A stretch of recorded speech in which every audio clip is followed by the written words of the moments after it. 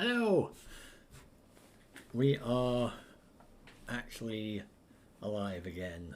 So, yes, hello everyone. Welcome back after a rather long hiatus to what I think is it's just going to be a one-off stream for now. But that's not to say that there won't be any more streams this year. This is a one-off stream for now, and it's about Space Engine, and specifically, going into Eclipse, it's about an add-on that I have made that is a cluster of worlds made with my own world building code. So I'll explain a bit more about that. But you know, even not knowing anything about that, it's still basically Space Engine flying around, you know, the universe, seeing interesting things, taking pretty screenshots, and maybe learning a bit of science too. Without further ado, hopefully this is going to work. I haven't tried a full-on stream with this setup because there is a lot of systems in here. I've managed to make about 240,000 systems that have imported in, and it may have issues with the stream. I think it's going to be okay with this number, but there may be a few like jerkiness kind of issues perhaps later on, but we'll see how it goes. So let's start it up, and you can see we are at a familiar starting point here. So this is the Steam version of Space Engine. This is 0.990. So it's still not actually fully 100% at, you know, the 1.0 level yet, but it's good enough. It doesn't crash. It's pretty stable. Has a lot of cool things in it, and yeah, it's pretty usable. It is a paid-for thing now if you want the Steam version. It's I think $27, at least Canadian dollars, maybe. I don't know what Steam charges up here, whether it's US or Canadian, but $27 for me anyway. If you want the full thing. If you want the free version, then that is still available. That's 0.980. That's available from the Space Engine website directly. I don't know if my add-on is going to work with that though. It should, but that, you know, it's a bit more twitchy basically.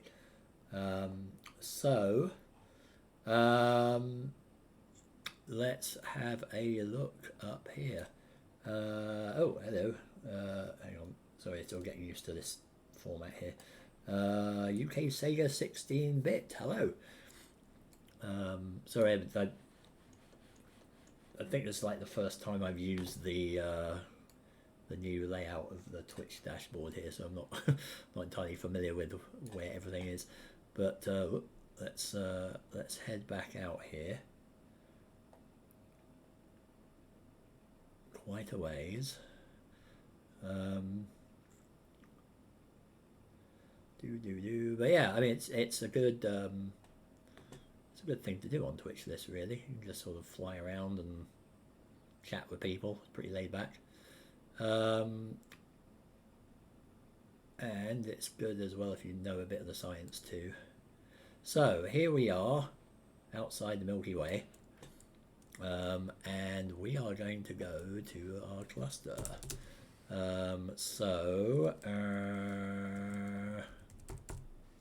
Let's go over here. Oops.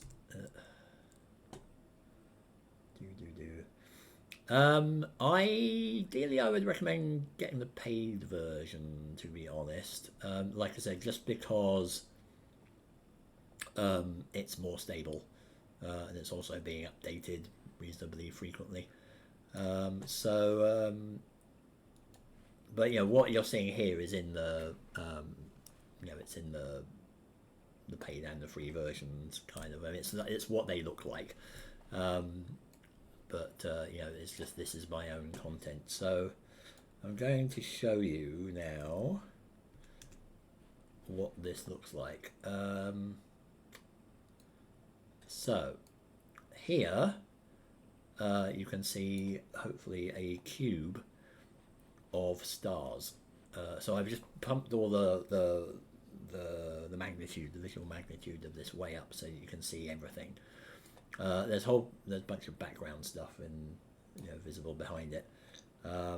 It doesn't really like doing this because of course it's having to render you know, lots and lots of stars. So I'll go back down to normal magnitude here. But you know, you could see there that it's a cube of stars, and that's basically just how the system, or how my generation system created it. It just makes it as a X, Y, Z coordinates. And I placed it up here, way out of the way. If I can turn the galaxies back on. It's not those. That one. We can turn them back on. We'll get our bearings. There we are. I placed it 50,000 light years above the Milky Way,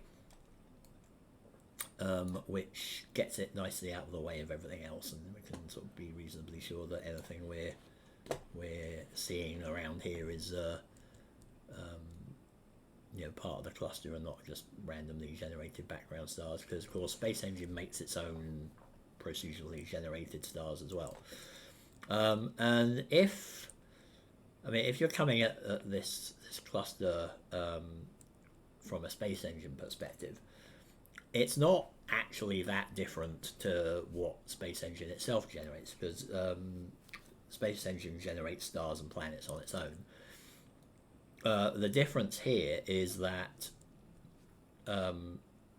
this is stuff that I've made on, you know, as a separate thing. I've made my own, I guess you'd call it procedural generation outside of Space Engine, and brought it in to the program here to visualize it. And I should be able to, if I can figure out how all this works again, switch over now to a notepad, and I can show you what this looks like. So, there we go. So hopefully you can see that. So this now is, you know, this is what this cluster looks like if you don't render it.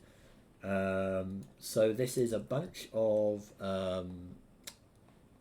you know, just a bunch of text spewed out by my code.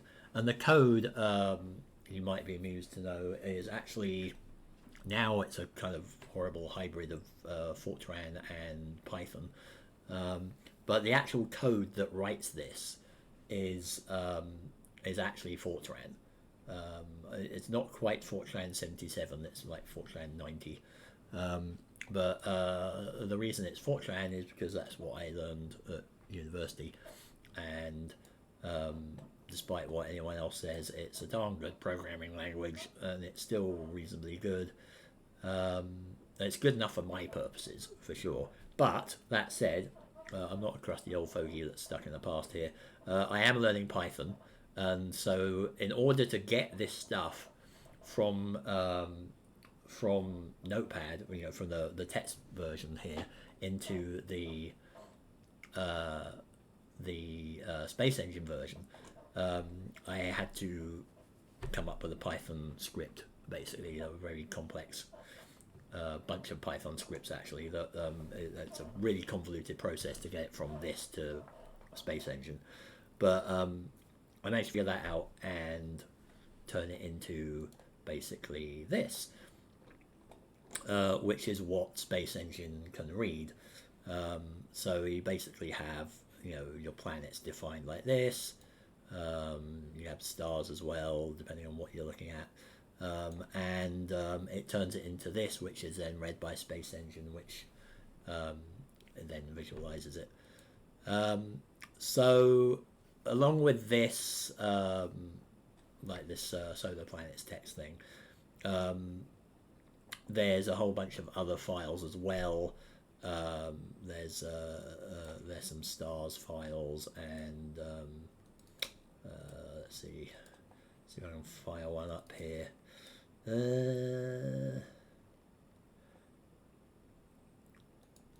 Yeah, there's like a bunch of things for binary orbits, and all of this is calculated as realistically as I can. So here we've got, not only in here in the binary system, we've got the eccentricity of the orbits, the separation, we've got the R1 and R2 distance, which is how far each star is from the barycenter. The S1, S2 and both thing up here is actually the limits of the solar systems, or the limits of the planetary systems that can be contained around each star or around both stars.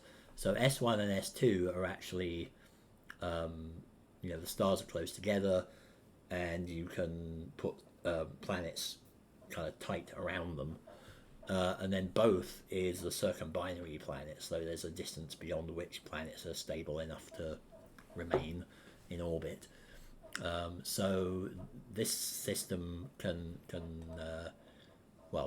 kind of make planets around here. I never actually got round to doing the binary planets in my program, but there's a way that you can actually get Space Engine to procedurally make planets around them. You have to kind of tell it where the planets are. So I've kind of closed together something that can make planets around binaries here, which is this basically. Like, apparently, I discovered that if you just basically plonk a planet in orbit around a binary star, then Space Engine will do the rest, but it can't actually just make them on its own. Like, you have to actually sort of initiate it like this. The solo planets, on the other hand, are all made by my code. So this is all as realistic as I can make it again. So there's a lot of things going on here. We have all the available stars and star types, basically down, from O to T, I think. All the sizes are available, from supergiants to brown dwarfs and neutron stars. We've got, the first thing we do is calculate the stellar properties. So we literally evolve the star. We randomize an age for the star. We randomize a mass, and then we look up stellar evolution tables, and that we've got from papers, and cross-reference everything, and then basically spit out what the star is at the current age. So here is an M6 red dwarf star. It's 3.275 billion years old. It starts off at 0.109 solar masses. At the current time, it's still that same mass because nothing's really happened to it. Its original luminosity when it was formed, according to the stellar evolution tables, is this 0.000905. Current luminosity is the same because, again, nothing's really happened. It's a red dwarf. They're going to live for trillions of years without changing much. This is the radius calculated now, and metallicity and evolutionary phase is there. So it accounts for metallicity to some extent. I'm not entirely sure. I've been writing this program over the course of the past 10-15 years, and a lot of it's kind of fuzzy in the background. But I'm not entirely sure if it calculates the full range of metallicities. It can definitely do subdwarfs, so population 1, I think, stars.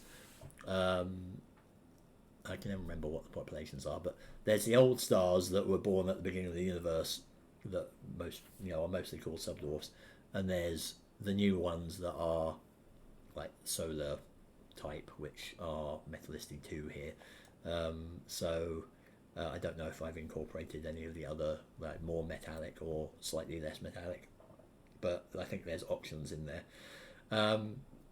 So anyway, we evolve the star, and let's see if I can find an example of something else. Yeah, here we go. So here is a red giant. So this is something that is actually evolved, and we can see it's 4.5 billion years old. Starts off at 1.28 solar masses. Now it's 1.253 because it's lost some mass from solar wind and evolving. Now its luminosity is 446-ish solar, sols. Originally it was 2.56. Now it's 52 times solar radius. It's in the third phase of its evolution, so it's a red giant phase. So you can see it calculates everything.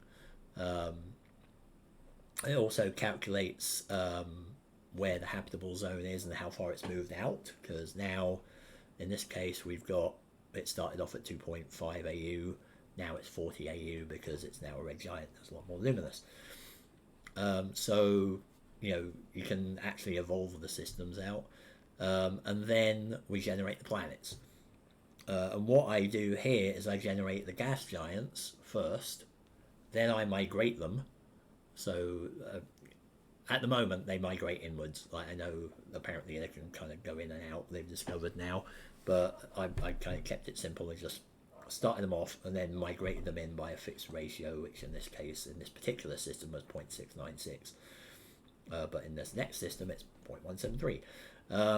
So it's a randomized ratio. It just multiplies the initial starting distance by that number. And then once they've moved in and you calculate all the orbital parameters, then I make the rocky planets. And the rocky planets might have a bit of trouble because now there may be a gas giant or two in the place where they usually form. So some of them will get thrown out, some of them will get turned into planetoid belts or asteroid belts. And whatever is left is what we see generated in the system here. So for example, this is a red giant system. Currently it has 7 planets and 1 asteroid belt. The first 2 planets are they're already hot because it's a red giant. It's heating things up. So there's a couple of super Earths here with exotic atmospheres. So this atmosphere code is taken from the Traveller role-playing game, which this originally, I want to say, it was the impetus for making this, but it was kind of basically because I was fed up with how unrealistic Traveller's systems were, so I tried to make my own one that was better, and it just blew up into this massive project that's consumed my life. But yeah, now this doesn't really have anything to do with the Traveller role-playing game anymore, beyond just having this shorthand for the atmospheres that I borrowed from it. But these are basically exotic, unbreathable atmospheres. Also, it's damn hot here anyway, so nothing's gonna survive there anyhow. And in this case, there's a couple of airless rock balls further out. Then we have a belt. So all these planets here correspond to this bunch of things up here. Then we have a belt, and then we have 3 gas giants. And we've got a 3.8 Jupiter mass gas giant, a 2.8 or 2.9 Jupiter mass one, and a sort of Neptune type thing here. So having said all that, why don't we go have a look at it, because that's the whole point of this this exercise basically. So we'll get back to showing Space Engine. There we go. So what was that star? 242661. So if we head over here, 242661, and you can see it's a red giant. It's all up here.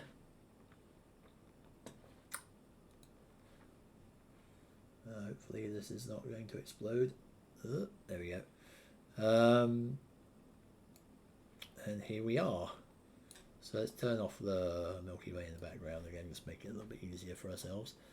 So I've got the orbits turned on. So one important thing we can do here now is actually see what this system looks like. So we've got, well, let's have a look at it. Boom, here we are. We got our three gas giants outside here. Let's go to this one, the outermost one. And it should have the same parameters. So this one's actually quite decent. If it had any moons, it'd be quite cozy. One of the snags with this whole thing is that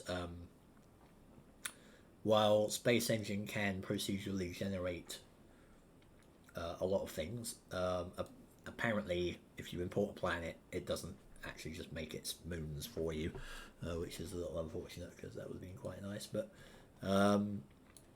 that's an entirely separate project, unfortunately. So we have here our Neptune type gas giant, 0.086 Jupiter masses, which turns out to be 27 Earth masses. What else have we got here? Density, well, we've probably got densities and stuff in the info tab. 1.5422, is that about right? 1.483 is what I've got, slightly different. But the radius is about right, it's 29,730-ish. I've added a bit of variance to this just so they're not all the same radii. But I think this is roughly the same. And it is 20 AU orbit, yep, 20.8 AU. Orbital eccentricity 1.82, yep, all good. So yeah, this is like one of the reasons I wanted to see what this looks like, is to just see what these orbits, the orbital configuration looks like. So I have it's not, I don't know if Jupiter's got a hex storm on it. Saturn's definitely got a hex storm on it, but I've seen the pictures of that. Incidentally, if you want a really cool computer game that is revolves around that, then I would heartily recommend playing Observation, because the hex storm there is a very big part of that. It's also a really cool game. Yeah, I'm pretty sure, definitely sure Saturn has, and I'm not sure that Jupiter has something like that either. I mean, it's basically all down to the fluid dynamics of what's, it's basically a really deep fluid, and I think they've modelled it quite successfully, using much smaller things, obviously, but they modelled it to simulate it and recreated it, and it's basically just down to convection currents in the interior. But here's our other one here. So we've got a couple of similar looking planets here. I'll turn the orbits off here as well. And then we have our belt as well. Some of these planets will have rings around them as well. These ones don't. But the belt I've put in, I've only put in a single asteroid for the belt.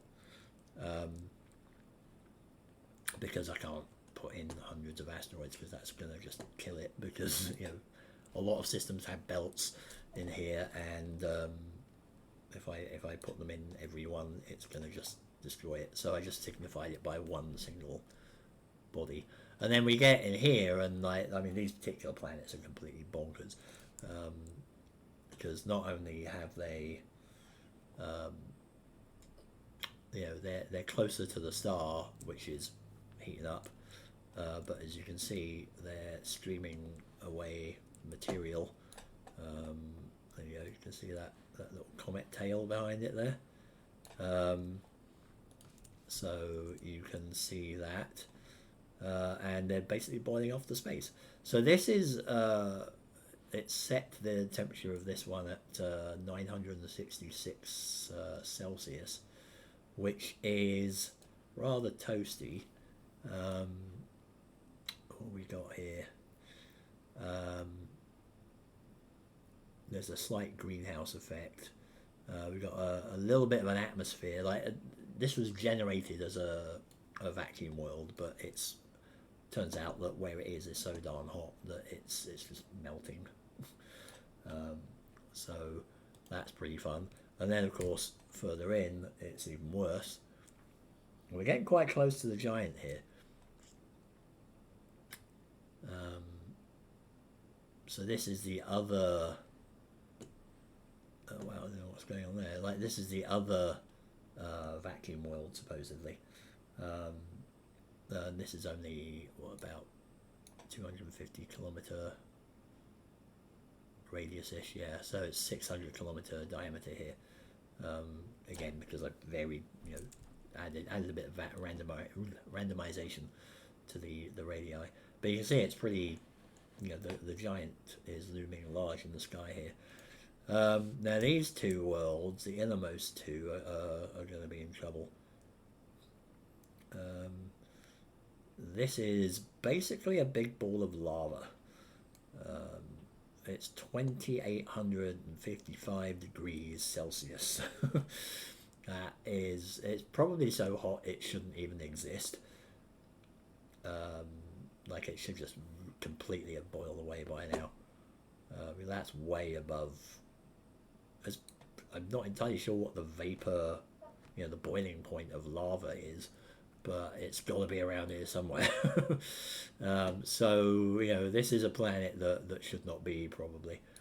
And it's not helped as well. Like the way Space Engine calculates things is it's got a greenhouse effect as well from the atmosphere, so that's piling up.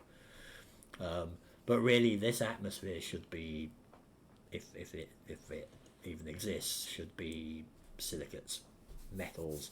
It's gaseous rock, which is insane. And then right up close here on this one, we've got this hapless world, which is totally. I mean, it's actually almost as hot as a star. So this one may also not be possible in reality. But it's not having a great day of that. It's just a ball of vapor holding itself together somehow against the torrent. So let's go somewhere a little bit nicer, shall we? Let's have a look. Let's go somewhere a bit more kind of Earth-like, shall we?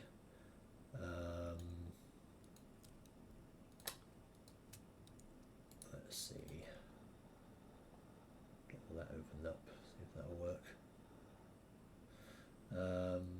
All right. So let's have a look at an Earth-like kind of system.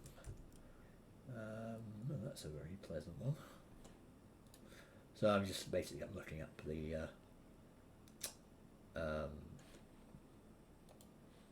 the code I've already generated here. So I'm kind of cheating a bit, you can actually fly around this yourself. I've made it available. I'll post the link in a minute. But you can download this yourself and install it in your own space engine and have a play around yourself with it. So let's head off over here. There's another late blooming world here. 242,000. So what we've got here are two, they're actually corrosive atmospheres, sort of lightweight Venuses. And we've actually got two habitable worlds. One somewhat warm, one somewhat cold, and 4 gas giants out here. So it's not too unlike our own system. It's a 5.5 billion-year-old system. First up, we have a Venus-like world here. Not too unpleasant. 42 atmosphere pressure, cloud covered. A lot of the atmospheric compositions you'll see here are very like cookie cutter. Like, I mean, I couldn't figure out a way to just randomly generate the atmospheres all the time. So there's each type of planet has a class of atmosphere basically. So this one in particular, it's like CO2, H2O, SO2, and so on. This one's similar. I think actually the corrosive ones are randomly generated by Space Engine, but they're the same kind of thing. The pressures are generated by me though. These are randomized. And then out here's where we get the cookie cutter kind of environments. So all the habitable worlds here have got nitrogen, oxygen, argon atmospheres, in the same proportions as Earth, basically, if you have a look at them here. It's the same proportions as Earth, just to keep it simple. So first up, our more Earth-like world, I guess, is it's slightly smaller than Earth, 5,000-ish kilometer radius, sort of Venus size. Well, maybe a bit smaller actually, a bit smaller than Venus, but quite a lot of water on it. And the other fun thing about Space Engine is that you can actually come in for a landing. So let's see what things look like over here. So we come in.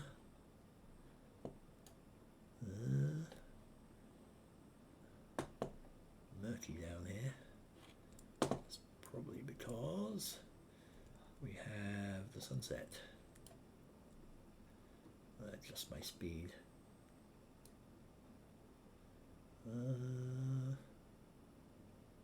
Coming in and touchdown. There we go. So yeah, you can actually land and have a look around. Now, I mean, a lot of the terrain here is pretty flat. Also takes a while to load up. There we go. But some parched desert plain here. Another fun thing you can do is speed up time.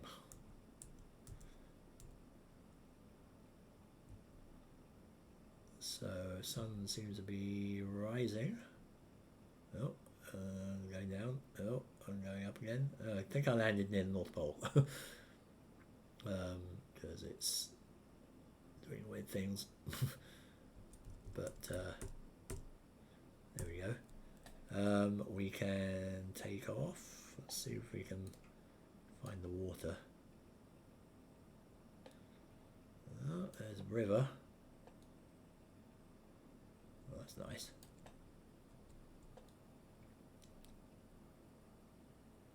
Coming for landing again.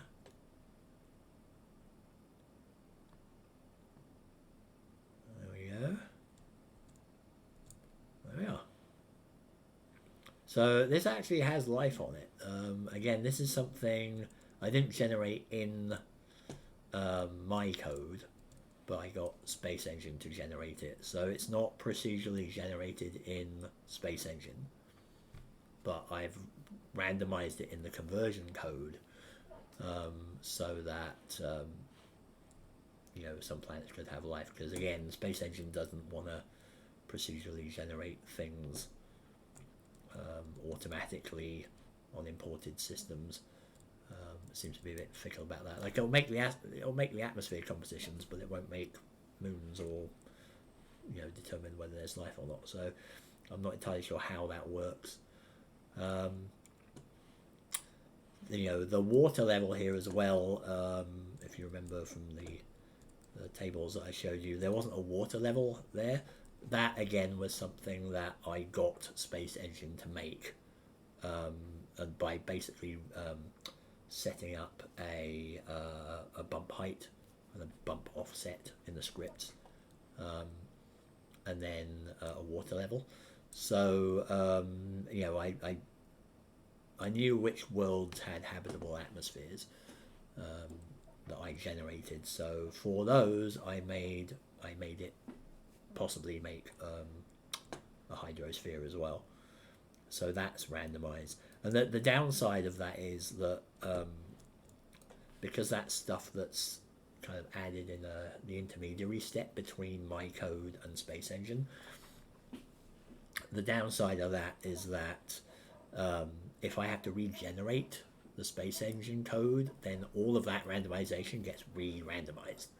So if I have to change anything about the whole cluster here, like add more stuff to it or make it bigger or smaller or whatever, then all of the existing randomization that is done in that intermediary step is gone and it has to be regenerated. So if we were to look at this system again in the next iteration of this cluster, it may not look quite like this. You know, like these worlds might not have life, these worlds might not have the same amount of water. It'll be the same planets, it'll be the same atmospheres and so on. Like the physical data is still the same, but all the stuff that Space Engine adds on will not be the same. So there might be different colors or so on. But yeah, so this is a nice little world. I like this, like the little river valley here. And here we are over the sea. And now we are taking off. So that's quite a nice little place. Sometimes, well, we'll see on the next planet. One of the things that Space Engine occasionally does is make ice. And this next world is a good candidate for having ice.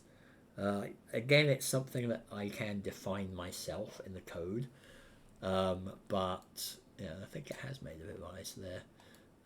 But I'm not entirely sure how Space Engine decides when planets have ice or not. It's obviously looking at the temperatures, because yeah, this definitely has ice. It's got a lot more water on it than I would have expected it to, but obviously here, bam, we've got a big ice pack on this continent. Another one here. Not much floating ice, but yeah, that's good. It's made some ice. So we've got this cooler world now. So this is actually, where is this? Where are we? This should be planet number 4, 2.081 AU.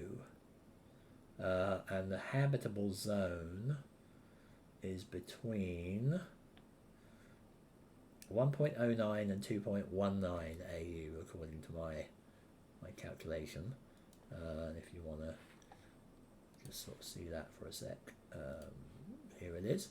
So this is the system that we're looking at now, and planet number 4 is what we're looking at here, and this is the habitable zone. So it's between the current inner zone and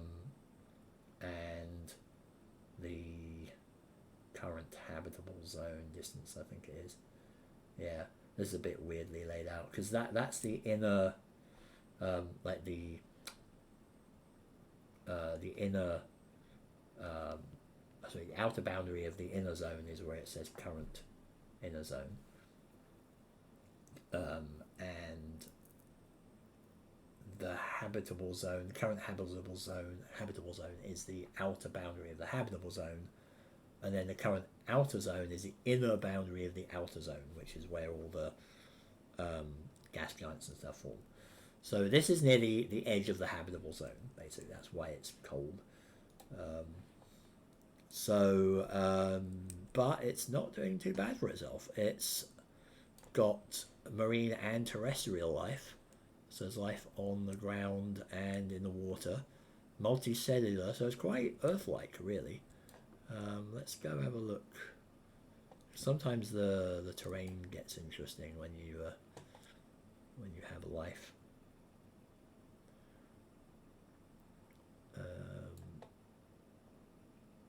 Yeah, there's certain textures that are used only when there's life. I like this river cutting through here. In fact, this might be. Oh, look at the ice there. So yeah, this green stuff might be the life.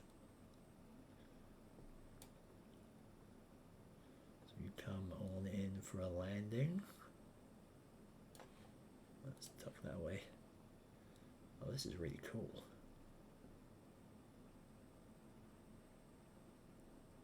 Plop. There we go. So yeah, like you can see, there's, yeah, I mean it's pretty basic, but the texture here it looks like a mat of flowers. So yeah, we've got life in our little glacial world here. I'm quite liking that view. That is actually reasonably Earth-like, isn't it? I'll take a screenshot of that. But yeah, that's pretty Earth-like.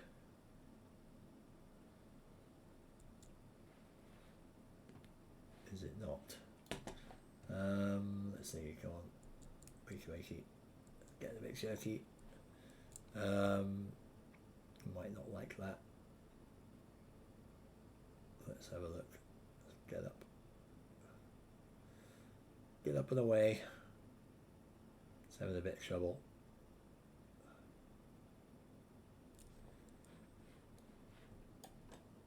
Look at that. Too fast. Overshot.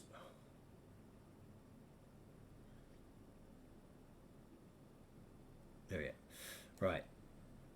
So yeah, I think it doesn't like me going too close, which is not surprising because it's using about 18 gig of RAM to load all this stuff up. So it's a little painful.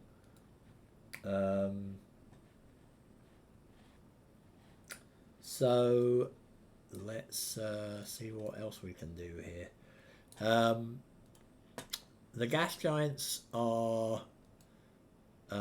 unfortunately, they're not terribly interesting because they don't have many moons, or any moons, because of, again, it's not generated them automatically. And I didn't generate them myself. It was on the list of things for me to do at some point, but at the moment, I mean, I can use the code, obviously, to make systems. I mean, I actually, I last added something to this code about 10 years ago. And only recently, like, I was randomly struck by this urge to, you know, to see if I could actually bring it into Space Engine. So I always wanted to. So I can get it to run and I can do little modifications, but I don't want to write whole new modules and sections of code for it, because ideally I would like to turn it, you know, convert the whole thing into Python. But that is a pretty big project.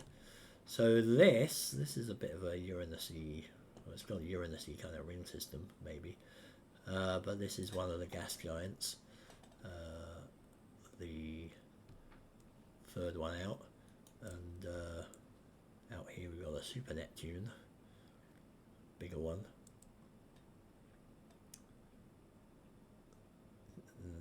Which we're getting to. That's got a more spectacular ring system,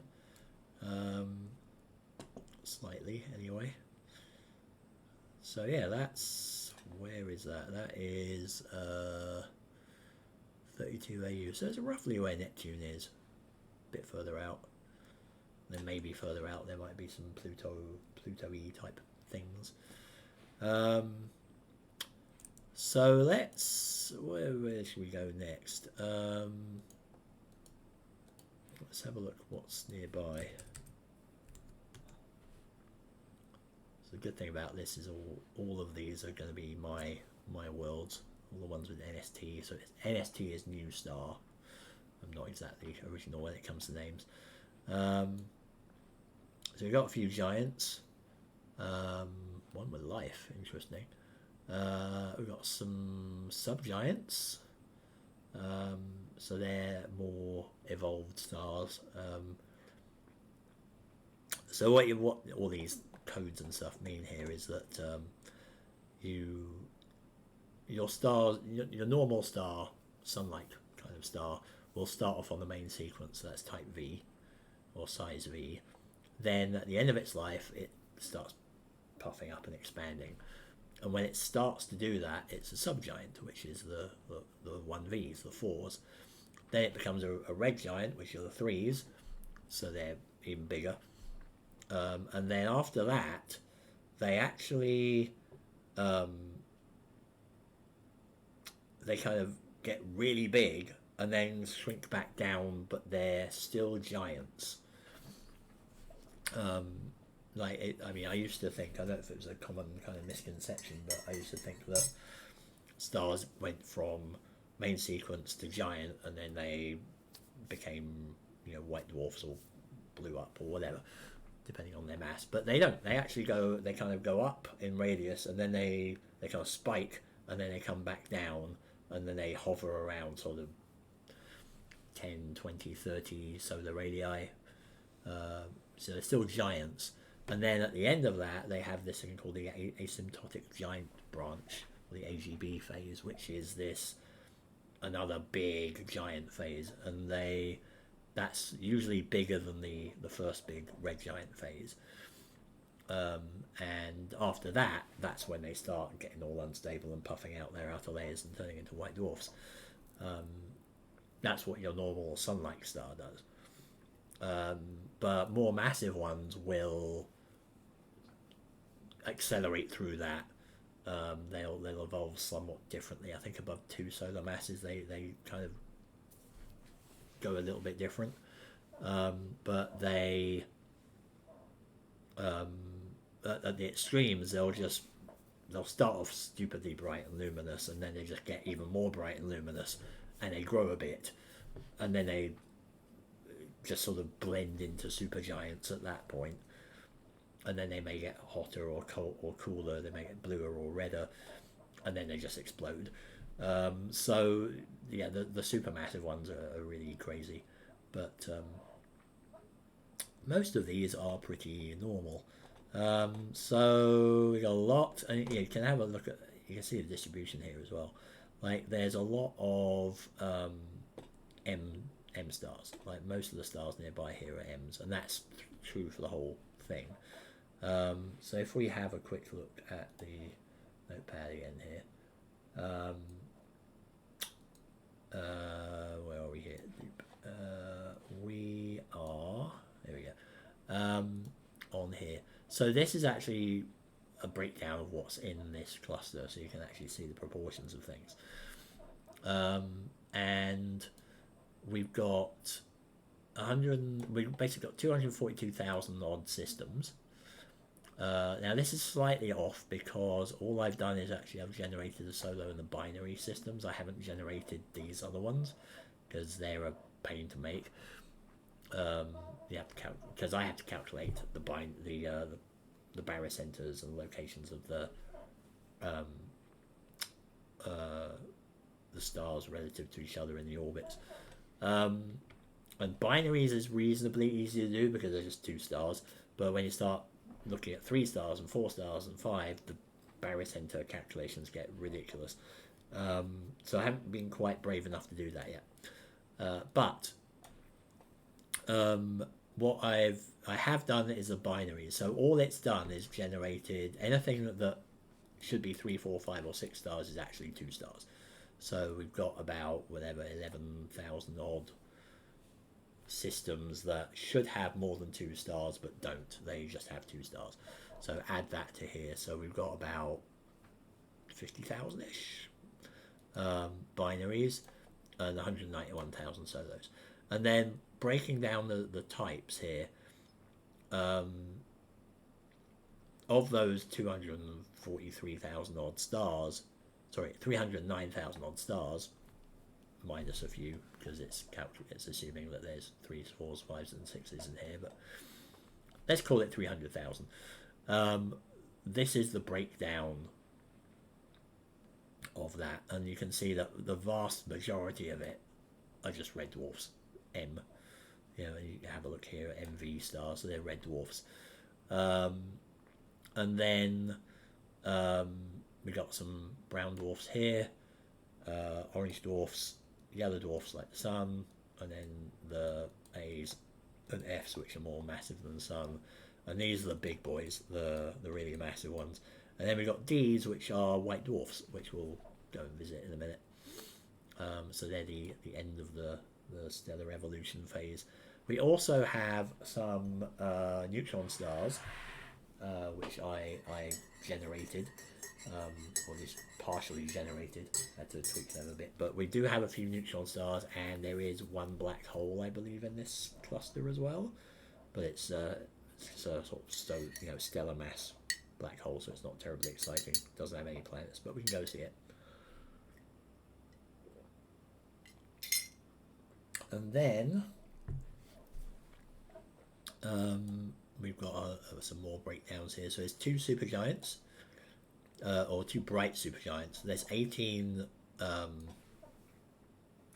what they call them, dimmer supergiants, normal supergiants. It's 1As and 1Bs. But the 1As are the really big ones. There's two of them in here. 18 smaller ones. And then we got 2s, which are the bright giants. There's 27. Red giants are about 1100. Subgiants 2200. Again, the vast majority of stars are still on the main sequence. We've got some subdwarfs, which are the low metallicity ones. And again, we've got our white dwarfs. And then we've got quite a lot of brown dwarfs, which we'll go and have a look at as well. Then we've got breakdown of the metallicities here. So again, I know these are definitely their own thing. They're generated with their own special stellar evolution tables. And the solar ones are also generated with their own tables. I don't think I actually ever got round to adding the metal poor and the metal rich ones, so they're like in between solar and subdwarf and more metallic than solar. I don't think I got around to adding those tables ever. I don't even know if I still have those tables, but they are potentially there. But I think what I've done is anything that was metal poor or metal rich is actually treated as if it was solar. And anything that's subdwarf is subdwarf. So subdwarfs are really low metallicity stars, and they're always they're old because they formed early on in the universe's history. So they're like the first few generations of stars before they got contaminated with metals from supernova explosions and things. So they're always old, and there's a few of them knocking around. They usually live out in the galactic suburbs. I mean, here it doesn't really matter because this cluster is entirely kind of artificial and plonked out in the middle of nowhere. But if we were actually, in the universe, like if we were located where we are now, where are we? Where's the Milky Way when you need it? There it is. So yeah, if we were out here, then around here, if there are any stars, there probably would be quite metal poor, because that's where they all tend to live, out in the halo here.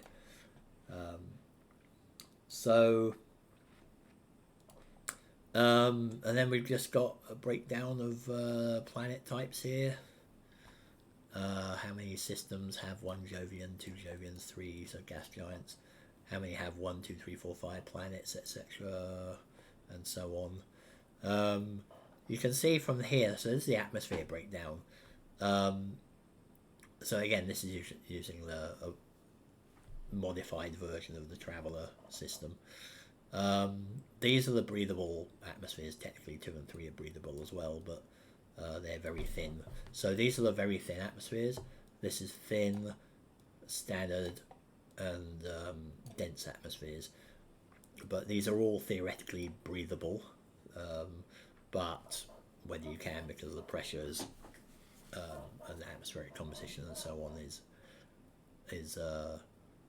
depends on the circumstances. But they're the habitable world. So all those that have 2 to 9 atmosphere are worlds that are generated here in Space Engine with breathable atmospheres and possibly water, probably water, and possibly life. One is basically Mars-like, really thin atmosphere, but I think it's below 0.1 atmosphere pressure. 0 is vacuum, so that's more like Triton, like below, I think it's below a millibar. So they're vacuum worlds. Moon, Ganymede, Triton, things like that. One is Mars-like. 2 to 9 are breathable. And then up here are the interesting ones. So A, B, and C are sort of, again, traveller type worlds. A is exotic atmosphere. It's basically just non-breathable. But the worst thing about it is it's non-breathable. B is a corrosive atmosphere, which is non-breathable. So it's like, carbon dioxide, nitrogen, sulfur dioxide, whatever. But B, the difference between a B and an A atmosphere is that the B atmosphere has corrosive elements in it. So it was, I think originally it was intended to be for Venus-like worlds, but I don't know if I was alone in thinking this or not, but as I looked at that more, it was like, that doesn't do it justice. This is like a world that's got like chlorine or a lot of ammonia or something in the atmosphere that can sort of eat away at things. The next one up, the sea worlds, are the insidious ones. They're the ones that can just completely annihilate you. So it's like worlds that have high pressure, really high temperature, acid, lots of acid in the atmosphere, or something horrible that really eats away at everything you have. Horrible environments. Hellish lava worlds and stuff would be this, and Venus would be in there as well. So a B is like, that's why I was saying earlier, it's like a Venus light kind of thing. It's just it's a A would be Titan, B would be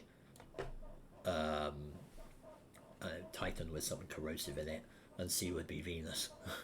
Now up here is where things get interesting. So if you're watching this from a traveller perspective, this is where things get like I said, more interesting. So D and E and F are traditional type things, but I've changed things around a bit. D is dense high, and dense high is essentially, it's a world that's so it's got a breathable atmosphere, but it's so high pressure that you can't actually breathe it on the surface. You have to go up into the mountains or float in balloons or something. So these ones are all massive worlds, big, minimum 1 Earth mass kind of worlds, and they are kind of habitable, but they're sort of borderline. So D, like I said, you've got to be up top of the mountains or high up in the atmosphere before the pressure drops enough to actually be able to breathe it. Otherwise, you're going to get nitrogen narcosis or whatever walking around on the surface. Pretty sharpish.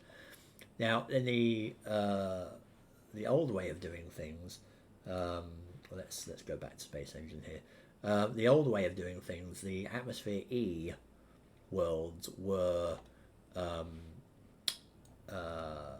ellipsoidal, which is I don't even know where that came from. Actually, no, I do. I think it might have been intended to be something like mescaline, which I want to say Harold Clement wrote a sci-fi story called Mission of Gravity or something, that was set on this planet that was big and rotating so fast that it was basically an egg shape. And somehow a traveller managed to interpret this as, or maybe it was written like this in the book, I don't know, but as the planet was egg shaped and the atmosphere was spherical. So you had the egg shaped parts were outside the atmosphere. And it made no sense whatsoever physically, because if you're stretching out the planet itself, you'll stretch the atmosphere out too. So I replaced that with a thin, low atmosphere, and we'll get to that in a minute. I just want to show you what what these look like basically. So let's head over to a completely different part of the place here.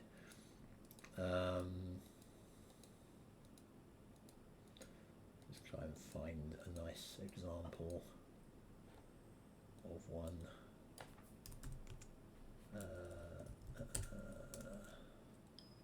No, that one's no.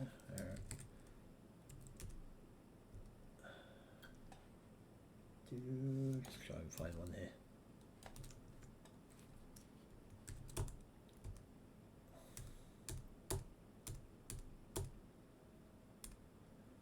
There's an example where one system that just has most of these. Probably not. Alright, let's just go have a look here. So let's go with that one.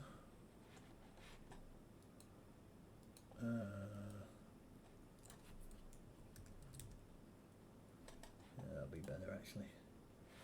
2, 6. No, not that one.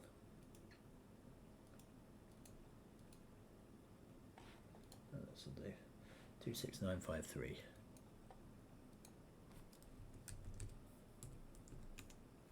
Doop. Right, wait, enough of yammering and showing you a notepad. I'll just show you some of these. That's the whole point. Here we go. So, first up. So this is the exotic atmosphere type. And in this case, it's one that's close to the star, but it's basically like a Titan-like world, but it can be rocky, can be icy. So this is an exotic type A atmosphere, and you can see it's a few tens of atmosphere pressure, exotic mix of gases that you can't breathe. There's no oxygen or anything there. Generally, unbreathable. Temperature notwithstanding, if this was like Earth's distance from the sun, it'd be probably fine.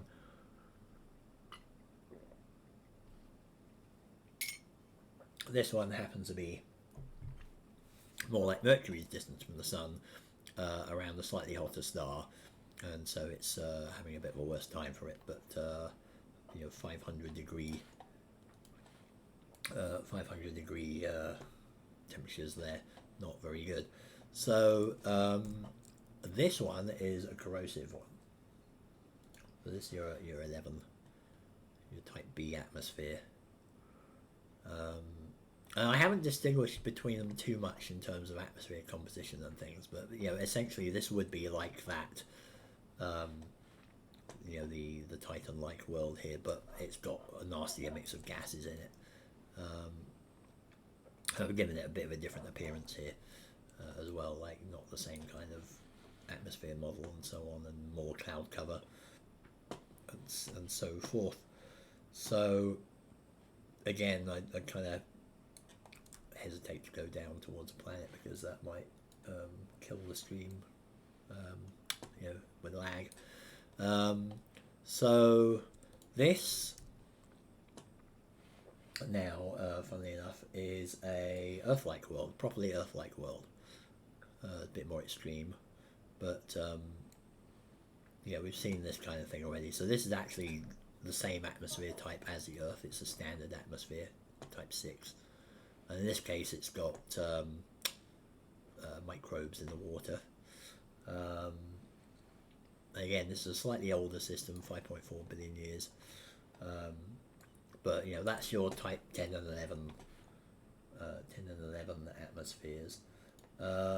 Let's have a look at, see if we can find the 12.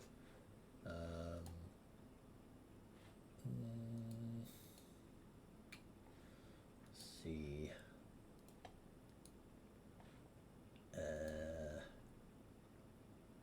You're not so great. Here's a 12. Oops, NST 6049.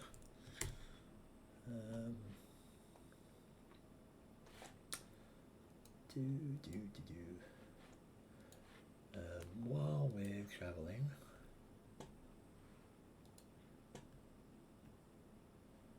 let's just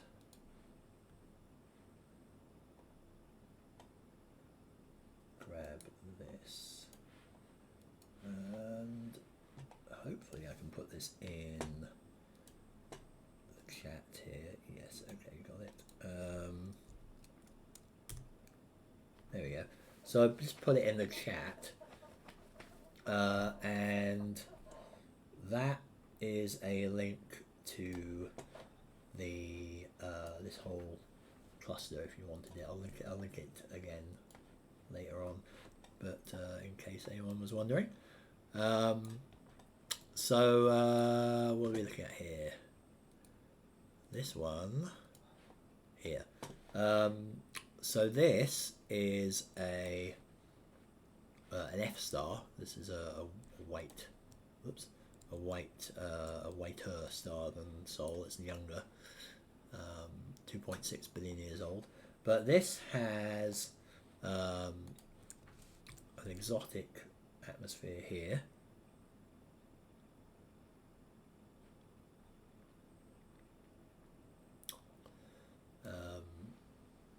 Again, it's got that slightly reddish hue to it, but this is another hot Titan-like world. And then next one out is actually just a barren rock ball. So you see it's got hydrogen and helium in the atmosphere, but it's basically like the odd atom of it, which is what a lot of the worlds like that in our solar system have, like Europa, Ganymede. I don't know if Ceres has anything like that, but you know, the moons of Jupiter do. Like, they've just got this really thin atmosphere. Like the moon, our own moon, has this atmosphere. And I think I saw something about if you collected all of the atoms in Europa's really tenuous oxygen atmosphere, it would fill a football stadium, and that's about it. So these are really, really thin atmospheres, and you see like the atmosphere pressure is like 2 times, or like basically 2 millionths of an atmosphere, and it's just trace atoms of helium and neon and hydrogen that get blasted off the rocks and so on. But this one is an insidious world. So this is a proper Venus-like hellhole, and you can see it doesn't actually look terribly different to a corrosive one, but it's generally worse. And it, you know, this is, again, it's down to the way that space engine generates things. Like, I can't put all of the subtleties in here, but you know, they may look similar, but these sea atmospheres, the atmosphere 12s, are just way, way, way worse. Generally, they're supposed to be worse than the corrosive ones. So you have to use your imagination a bit on that one. So going back to the other atmosphere types. God, where's the controls for this? There we go. Right. Going back to the other atmosphere types for this, we have the E, F, and D, E, F, and G, and H.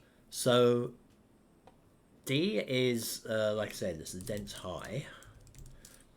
Now, traditionally in Traveller, F was thin low. But since as I was explaining about the elliptical worlds and being silly, I actually changed those to thin low. So E is thin low now, and I'll show you that in a sec. F is panthalastic. Now this is a new one that I've made up, but they're basically water worlds. Now you can get these in the normal habitable atmospheres, but this is a particular kind of world. As you're getting up into these higher numbers, there's they're much more unique kind of situation. Yeah, they require certain circumstances. Like D is, breathable but really high pressure. E is breathable but not only low pressure, but the terrain is such that all the atmosphere is concentrated into the lowlands, which, like I said, I'll show you in a minute. Panthalastics they're actually theorized to exist. We haven't got one in our solar system, but they're essentially, imagine the Earth with a few hundred kilometers of water and ice on top. And that's a panthalastic. It's just an Earth-like rocky world that's just accumulated way more water. So they're like the super Earth type things. But they don't just have continents and oceans. They've literally just got this 100, 200, 300 kilometers of water above the rock. And it's so much water there that it actually changes into forms that we're not generally familiar with on Earth. So we know water as ice and water and steam, basically, right? But there's other forms of it, and I'll see if I can go and show you this. Where shall we find a panthalastic world? Let's find one.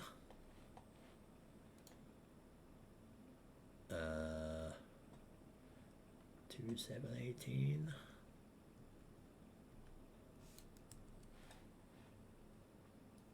Uh, 27812. Yeah, it should go there. 27812.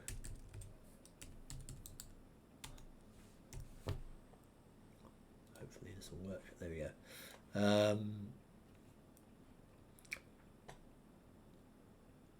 So, because they've actually included some cool stuff here for this.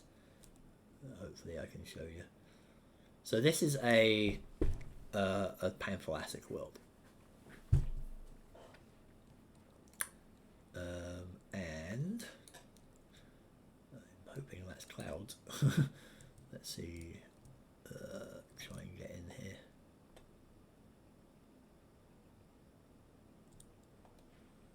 There. I think that is clouds. Oops. Yeah. That is. That's the cloud layer. So yeah, this is all water. Let's get back out here before the stream dies. Yeah.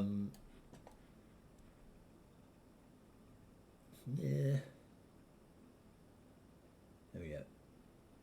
Should be waking up again. There we go. Okay. I think we're good. There we go. So all water. If we have a look at it, you can see here ice 6.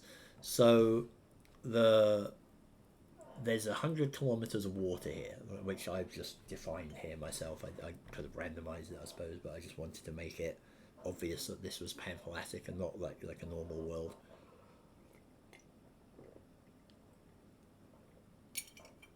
So what you get is that the water is so high pressure at the bottom. Like here it's 1.5 times 10 to the 4, so that's what, 15,000 atmosphere pressure at the bottom. And because of the way the temperature and the pressure interact, that actually solidifies the water. And they call these different forms of solid water ices, but they're not ice in the sense of like cold ice that you see floating on the top of oceans and things, or your drinks or whatever. These are high density forms of ice, and they, like I say, they just form when water is subjected to extreme pressures and temperatures, and it literally just changes it from being liquid into this organized kind of structure. And there are, I don't know what the actual count is. There's at least 10 types of high pressure ice. They probably discovered more, but the common ones would be, I think it's ice 3, 5, 6, and 7 are the ones that you're likely to find in nature, and you'll find them in places like this. So you'll find them at the bottoms of these really deep oceans, like Ganymede, Callisto, Titan, possibly Triton, might have thick water layers under thick ice shells, and despite the fact they're smaller objects with lower gravity, but there's enough pressure there that you've at least got things like ice 5, ice 3, maybe ice 6. And the deeper down you go, you'll get ice 6 and ice 7. But you can find those almost certainly, deep under the ice shell on those worlds. The other forms of ice, like 10, 9, I think 2 as well, they require weirder combinations of temperature and pressure. So I think there's a bunch of them that they require really high pressure but really low temperature, and it's like you don't really get that anywhere in nature. You get it in a lab. Also, you can just about see here there's a little ring system, barely visible, but there's there's definitely ones that you can pretty much only get in a lab. There might be ones that you could get on the surfaces of icy planets that are, again, because it's low pressure and low temperature, so there might be combinations of that lead to some weird form of ice. I know that I think ice here on Earth is hexagonal structure, and I'm pretty sure there's a kind of ice that would form like on the surface of like an airless moon or something, where it goes instead of hexagonal, it's cubic. So again, depends where you are. But the main thing about these panthalatics is that they are just covered in this really huge layer of water. So there's no seafloor, essentially. Or if there is a seafloor, well, I'm going to tell a lie. There is a seafloor, but it's probably covered by a thick layer of these high pressure ices, because the other thing about these ices is that they're denser than water. They don't float, so they'll be at the bottom. So whether there's any rock to interact with directly, you might have the rock underneath this layer of ice and water, but if this high pressure ice if there's like tens or hundreds of kilometers of that there, you're not having a direct interface between the rock and the water above it, so stuff might not be able to get through. You might have to like rely on convection of the high pressure ice somehow, but it's it seems unlikely that there would be a direct passage, like a crack or something, literally going through all that. It was really interesting trying to imagine that kind of thing. But anyway, that is a panthalassic world. So I'm kind of saving the interesting stuff till the end here, or till later. But if we go back to here, I was talking about these thin low worlds. Now these are things that I hadn't quite got my head around in Traveller for the longest time. But eventually it kind of clicked on what they could look like, because they're kind of described as kind of worlds like, I guess, Mars or something, where you've got this like gigantic canyon or rift systems or something like that, and they're so big, the gravity's so high or whatever, that atmosphere somehow settles into these rifts, and the rest of the planet is just kind of exposed to space. And I don't know what that. It must have some kind of sci-fi origin. And knowing Traveller, it's probably some old thing from the 50s or 60s or something. But I don't know exactly what the origin of that was, unless they literally went, hey, we've got a dense high atmosphere, why don't we have a thin low one? Just to counter it. But there is a world that I know of in sci-fi that's kind of like that, and that is from the Heavy Gear universe, the role-playing game / I guess now it's just a robot miniatures game, because they've dropped the role-playing game part of it. But the world of Caprice is basically one of these thin low worlds where you have there's a big crack, a big canyon system that the atmosphere is settled into. But let's go and find one, and I'll show you what these actually could look like. So we want an atmosphere 14. 32601. Let's have a look at you.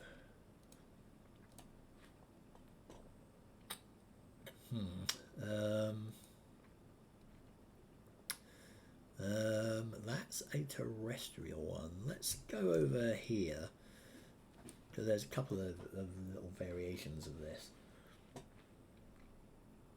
So we've got a what have we got in the front there? So all of these are Neptune type gas giants, or Uranus Neptune type gas giants. One of them is very close to its star here, but this could be what a thin low atmosphere might look like. It's a little bit hyperactive, but you see these big rift systems here? Like, that's something that I could actually get Space Engine to generate, because you can customize the actual terrain here as well. I mean, I can briefly kind of show you that. Oops, sorry, let's get back into here. So yeah, here, this is like the built-in planet editor, and you can see, if you scroll down here, you've got all these things about the climate, beaches, tropics, mountains, dunes, hills, canyons, rivers, rifts, ridges, volcanoes, blah blah blah. So this is you can actually do this in the scripts as well. You can edit them like that. So I set this up so that these worlds specifically had big rifts and thin low atmospheres, like literally low atmospheres that are close to the surface. I'll try and find one that's a little bit more interesting. 38034. Like this one has life on it, but it doesn't have any water. I want to try and find one that has water, because it should have a hydrosphere. Did that not have a hydrosphere? Had some blue bits on it. I'm intrigued now. Where's that blue bit? It doesn't have a hydrosphere. Oh. What is that? Is that just the terrain? So again, I'm gonna brave coming in here. Might not like that. Let's get over here. See if it updates. Come on, you can do it. There we go. So you can actually have a look at these rifts here. But that's it. That's the rift system. And you can see the atmosphere is quite low to the, close to the ground here. Such that if we actually go into it, again, hoping that the stream catches up here. It will do it eventually. There we go. Yeah, you can see that you've got the haze in the distance there.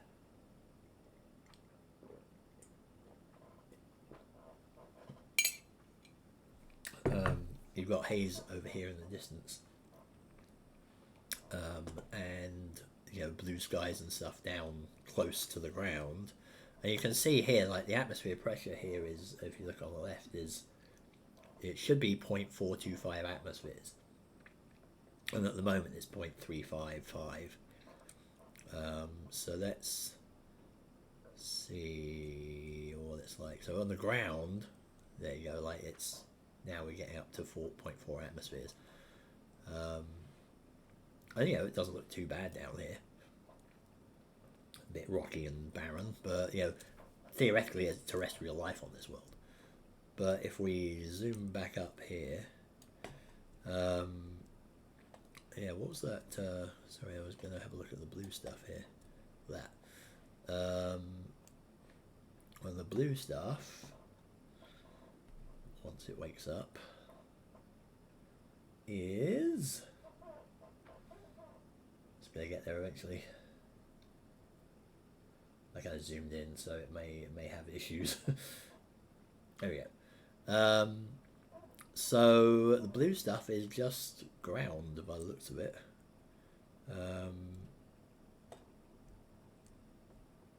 It might actually be the terrestrial life actually, because this does look like, this looks like sort of flowery texture. So this is actually the life, which is pretty neat.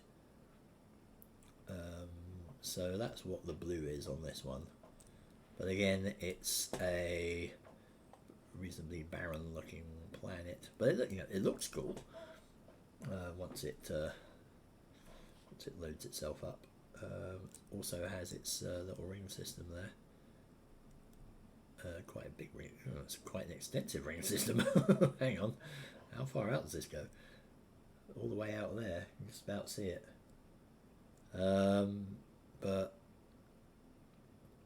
But this is what I love about this, is that these are just things that I made on virtual paper. But look at how it looks here. I mean, the space engines made it look amazing. It's kind of brought them to life. So let's see, 38192. I'm going to try and find one with water on it.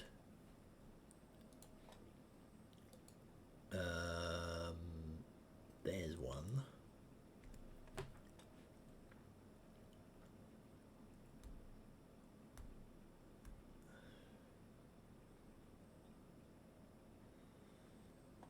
Okay, so here is, here is a nicer one. So we've got lowlands here. It's not just the rifts. So we've got the lowlands here that are full of water, but we've got these rifts as well that are full of water as well. So we can head on over. We'll see. See if we can manage this. So again, it's going to get jerky, but let's have a look at this volcano.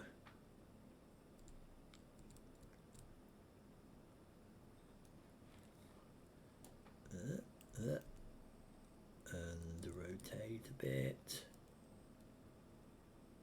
So here's our Rift Valley. Here's our volcano. So we're now at a height of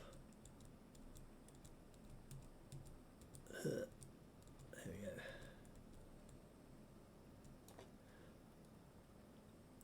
37 kilometers.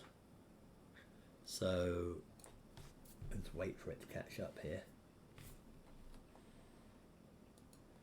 There we go. It's getting there. There we go. So we're at 38 kilometers or so above the ground, and you can see the rifts full of water over there. You know, we're high enough that we're actually above most of the atmosphere here as well, which is really cool. Now the ground itself, the mean level here is not too bad. Here we're about half, you know, above half the atmosphere.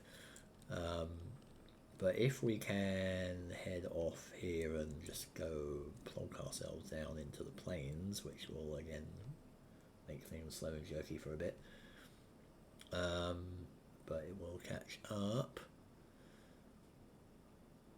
So on the plains, we're actually not too bad. It's like a 0.442 atmosphere pressure here. So here we are. So the rift's still over here in ahead of us.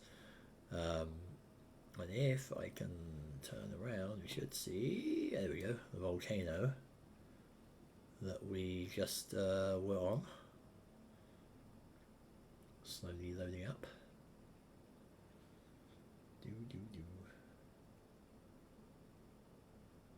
There we go. So yeah, the game's a lot more fluid than what you're seeing on the stream. It's just, you know, it's because it's streaming and rendering everything, it's being a bit jerky. So you know, it's playing pretty fluidly. If I can go over here now, you'll see this update.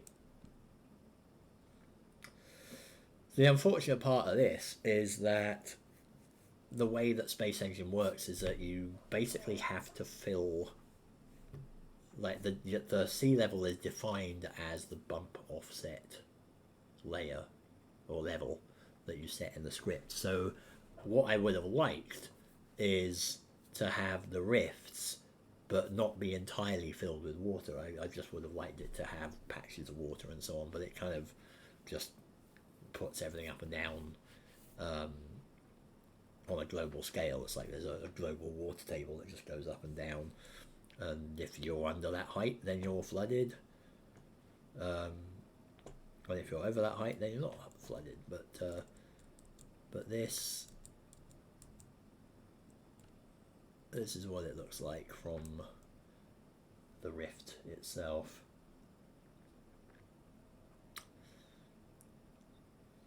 There we go. So yeah, I mean, if you ever wondered, you ever played Traveller and you wondered what these worlds look like, these thin, low atmosphere worlds look like, then this is basically it. Now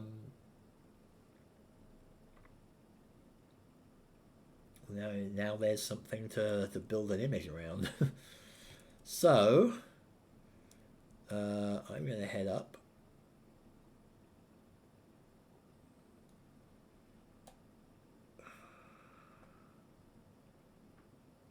Let's get away from Mr. Slow Rendering Planet here.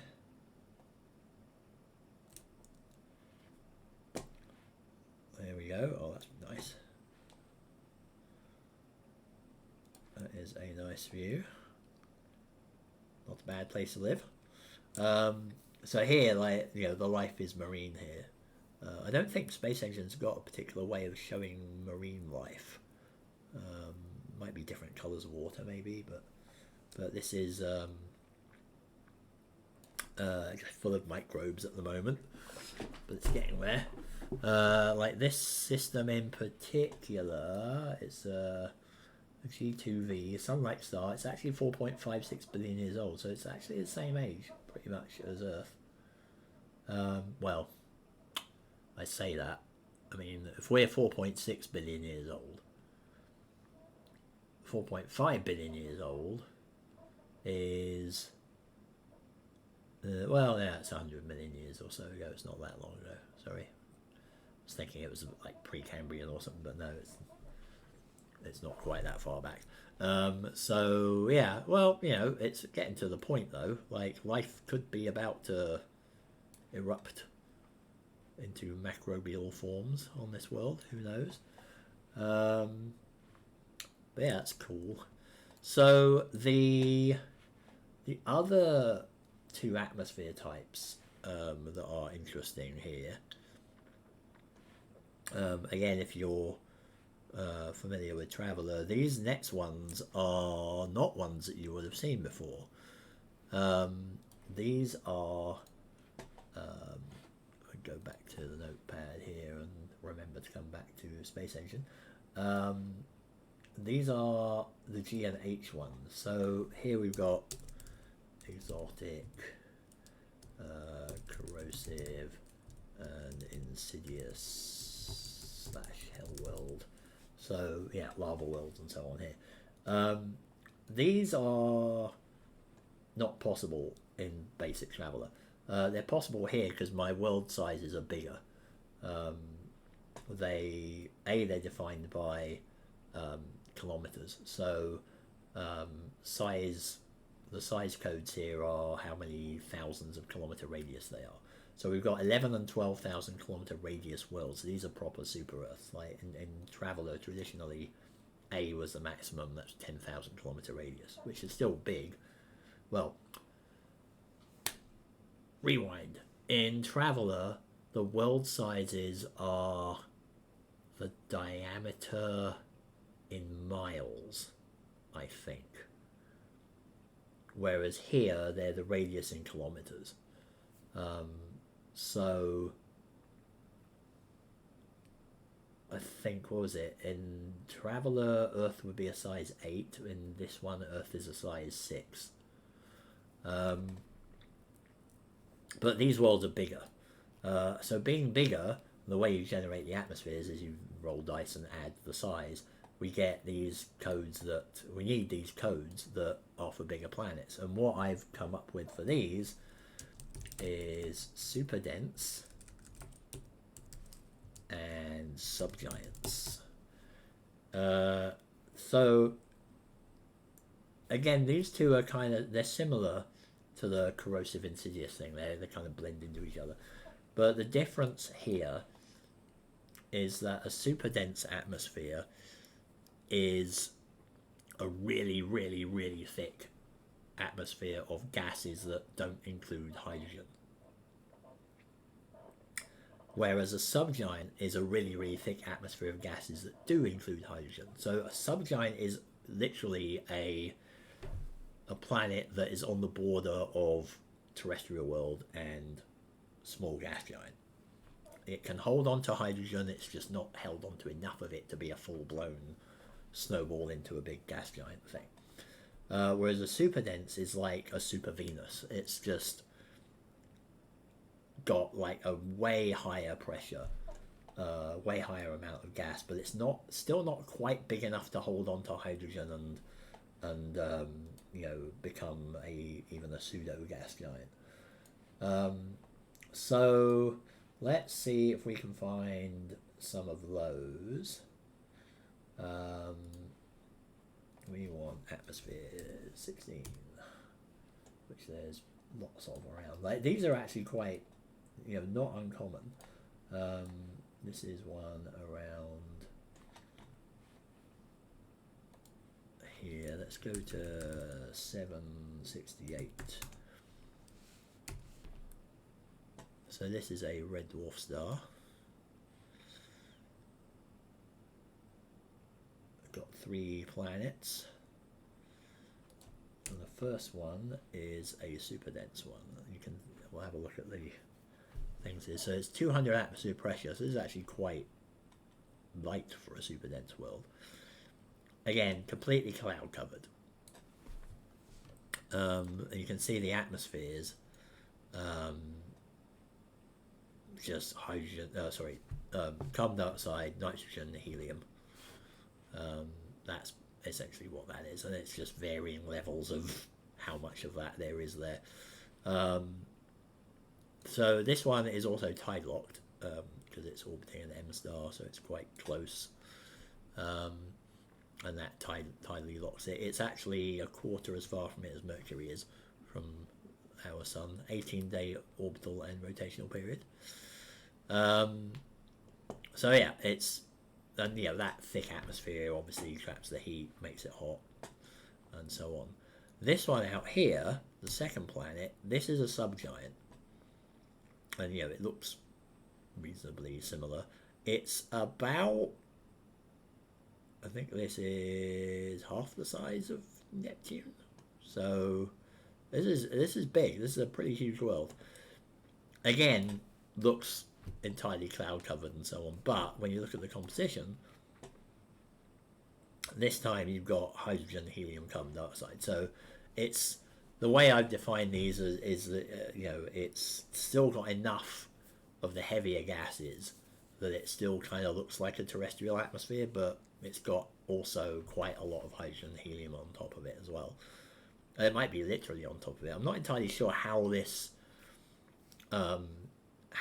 kind of atmosphere would circulate, would mix, because you've got hydrogen and helium that it's holding on to barely, and you've got carbon dioxide, which has got a really good hold on, and of course carbon dioxide is a lot denser than hydrogen and helium, so I would imagine that the hydrogen and the helium kind of settles up on the top and doesn't mix so much with the carbon dioxide at the bottom, or the nitrogen, or whatever else is down there. But I don't know. I mean, I don't know if that's something that could happen. I don't really know that much about how atmospheres work. Could they mix up a bit more? Could you get hydrogen and helium low down? I don't know. I mean, I guess the thing with nitrogen and oxygen on our planet is that they're similar kind of densities, so they can mix a lot more easily. But carbon dioxide's a lot heavier. It's like 44 molecular weight versus 4 and 2 for hydrogen and helium. So who knows? Is that going to just stay separated? I'd like to know that, because on these the super dense worlds, they're actually defined in my code and so on as being, they can retain helium for billions of years, but they can't retain hydrogen. They're in that that tiny little window where they can retain up to a minimum molecular weight of 2, but not over that. Whereas the subgiants can retain over a minimum, or under a minimum molecular weight of 2, which means they can hold on to hydrogen. But there's this little window where you can hold on between 4 and 2, which is helium. And if you're holding on below helium, then you can't hold helium. Higher than helium, then you can't hold on to helium. And you'll just be a normal atmosphere, like breathable or dense, high or exotic or whatever. Whereas if you can hold on, just be that in that range to hold on to helium, then you're a super dense one. And that has not so much, in my view here, it's got not so much helium, but it's got helium on it. It's barely holding on to that. Whereas the subgiants are barely to a little bit more securely holding on to the hydrogen, and definitely holding on to helium. So that's that. So that's all. That's the tour of the atmosphere types. and the sizes, and we've seen a few of the stars. Let's go have a look at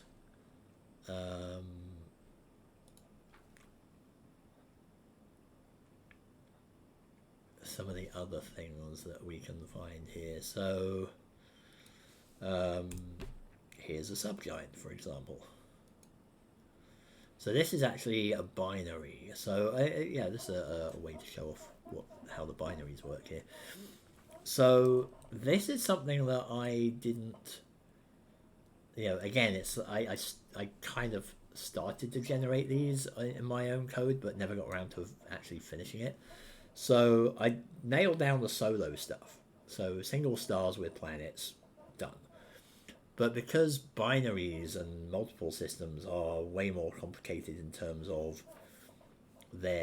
what they can hold on to, like the gravitational interaction between them means that you have zones where you have planets and where you can't have planets. So I had to figure those out. And I got to the point of, with multiple stars, of calculating all that. And again, this is all from scientific papers and so on. So there's all probably the views on how these are calculated might have changed over time. I don't know. I mean, I looked at this 10-20 years ago, but at the time they seemed pretty accurate. But you can calculate these, like the gravitational reaches of these stars, that means that they can hold on to things. So this is what that looks like. So these are far enough apart that this star can have planets within this kind of distance, and this star can also probably have planets within that kind of distance, but in this case it didn't form planets that far out. It just formed them closer to the star. So this one has 2 planets around it, and this one has 5. And occasionally you can get planets outside the whole system as well, but they have to be beyond a certain distance from the stars. But I got as far as calculating what those distances were, but didn't get around to making the code to generate the planets themselves. So what I did here was did a really quick and nasty randomized, make an initial orbit, make a multiplier that multiplies that orbit by a certain number, and just keep doing that until you get to these limits. Thing that I actually wrote in the intervening code between mine and Space Engine. So Space Engine generates these planets, but I tell it where those planets are located, but it's, in this case, the Star Solver thing in Space Engine can actually just generate the planets as, just based on the fact that they are in that orbit. And it generates all of their orbital parameters and so on. So if we actually have a look at this system, this is not a system that I generated that has my atmosphere codes and so on. This is a system that Space Engine has made. Again, it doesn't seem to have made moons for it, but if we go over here, like we've got this cold, arid Terra, looks like kind of cold, exotic atmosphere type of place. But there's one star, and the other one's way over there. And you can see, this is illuminated a bit because the other star is behind us, and this is illuminated by the main star, and this part is, you can see there's a kind of lens shape there where it's true shadow, that no stars are up. So this is truly dark in here, but this is lit by the distant sun over here, which is how far away? 6 AU away? No, how far is it? Sorry, it is 50 AU away. Sorry, that's more, sounds more like it. So not enough to provide any kind of warmth or anything, but definitely enough to light the place up. So yeah, so these are, you know, basically space engine generated planets, not as customized as the ones that I've made, where all of the, like, the eccentricity, the atmosphere, the temperature, well, not temperature, but the what else was there, the eccentricity of the orbit, the orbital distance, the mass of the planet, the size, density, and so on, all generated by me. But here, Space Engine has made all that instead. It's just, all I did was tell it where to put the planets. And I didn't even tell it to do that with my own code. This is just something I managed to whip up over the weekend, just to kind of put something that looked like a planetary system in there for the binaries. So, you know, that's what that looks like. But, you know, these aren't really my systems. They're kind of slightly mine, but they're mostly Space Engines. This is like 90% Space Engine, whereas the solar systems are 90% me. So what else do we have? There was one cool system that I found. Where was it? NST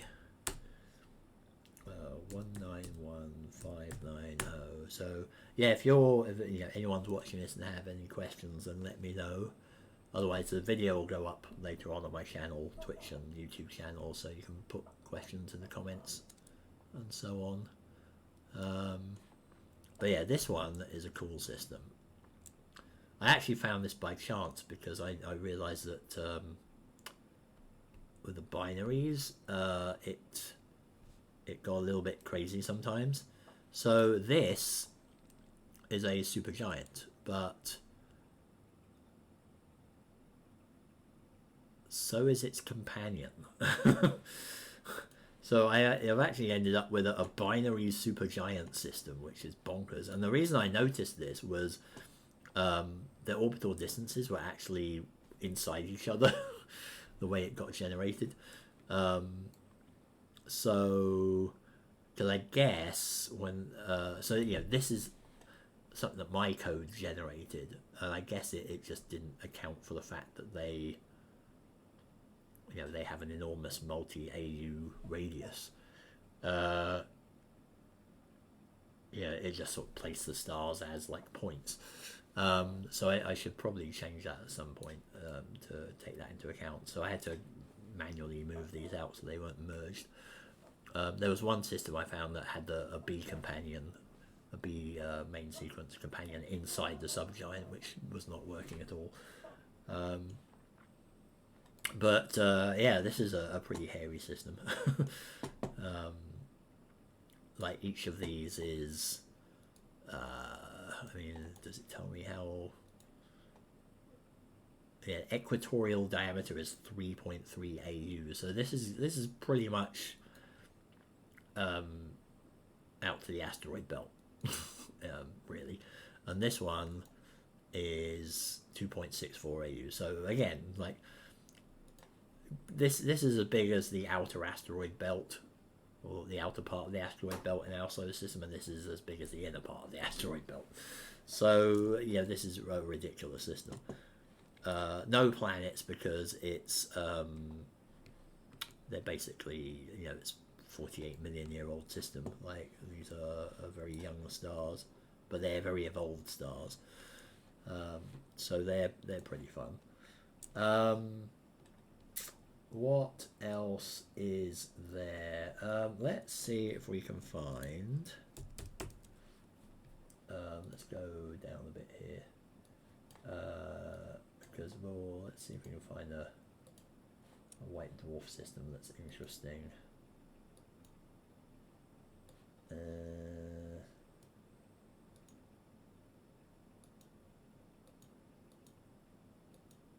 trick with these is finding ones that have surviving planets.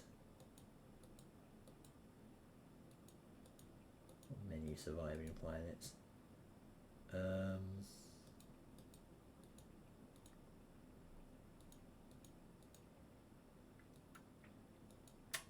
I don't think I have many actually interesting looking ones. We just have to go to a random one, I think. I didn't have a thing for that either. So let's go to the one that has some kind of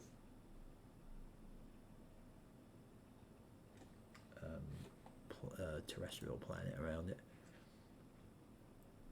Yeah, where is this one? This is NST 43611.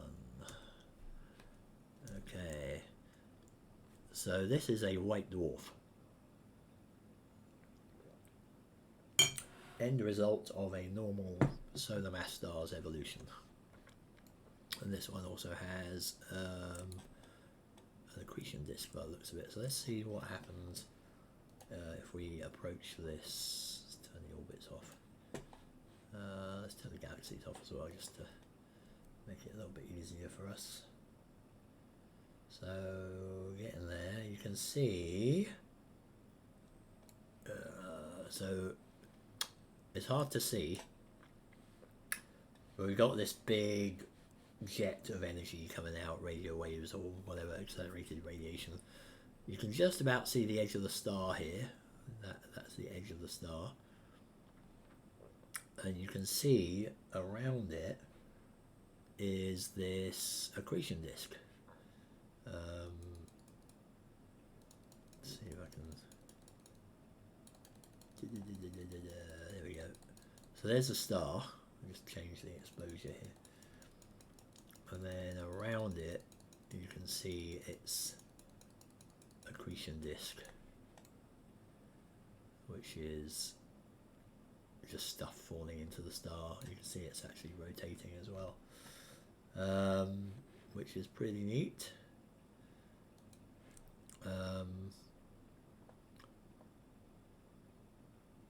But that's the white dwarf itself. And you can see, if we go all the way out, it has planets. And again, these are the configurations of these systems are quite different to what a space engine would make. So in this case, like the evolution part of the code is actually when the star lost mass and became a white dwarf, the planetary orbits went out. They spiraled out, and what happens is they just spiral outwards, and eventually settle into new orbits that are, a factor further out that is related to the amount of mass lost by the star. So these are a lot further out. Like the if we look at these. This orbital distance is 9 AU, 10 AU. This one's 32. So this one here, the red orbit there, that's actually an 8 Jupiter mass super Jupiter, super Jovian. So it's probably quite a warm. Really, it's still quite a warm spot, really. And because it's hot from all that gravitational contraction and so on still, unless it's a really old system. It's not a very old system, it's 1.7 billion years old. So it's probably still quite a warm Jovian. And then out here, this one is 92 AU, so this is a really distant object. Like our own solar system is kind of about just beyond the red orbit, and that's orbiting a white dwarf that is 0.6 the mass of the sun. And somewhere in my notes here I've actually got what kind of star it evolved from. Probably an A V star, I'd imagine, given its age. Maybe an early A, late B star. But yeah,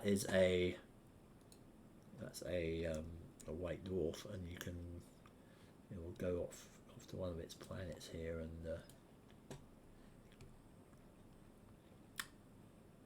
let's see what things look like from the ground. So this is actually the way I've done this is planets can survive a white dwarf, the process that makes a white dwarf, because it's just the red giant, the outer layer gets unstable and it just poofs out, just puffs out its outer layers, and it's a reasonably gentle explosion. It's not like a literally a star destroying kaboom like a supernova that the whole galaxy knows about. It just kind of puffs out, and I suppose there's a certain violence to that, but not enough. I don't think it's enough to destroy a planet. Probably though, it's enough to blast its atmosphere away, and that's what I've done here. So any terrestrial planets, regardless of how big they were, have had their atmospheres blown off. So we have here a world that is, what is the radius? It's it's a 17,800 kilometer diameter world. So that's a huge planet. It's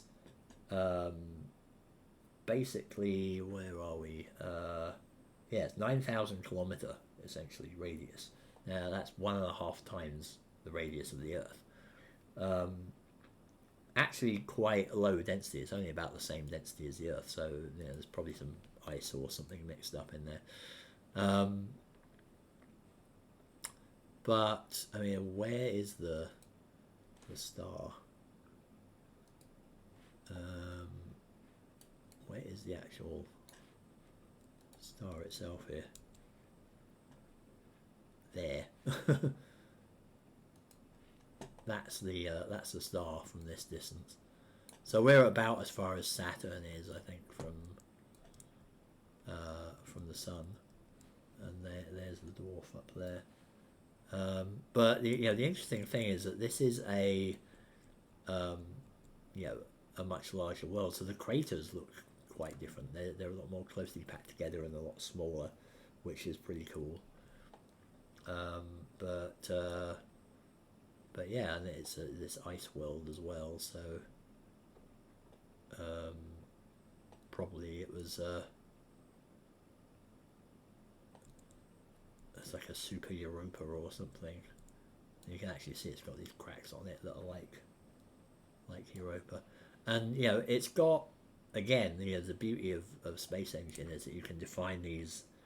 They've got an atmosphere type called ethereal, which I suppose is like Pluto-like, that really faint, thin atmosphere. So despite the fact that the atmosphere here is only now 6.43 times 10 to the negative 5 that of the Earth, which may not be amazingly realistic. Like, I think a world this young, it's still only 1.7 billion years old. It's probably still hot enough to be geologically active,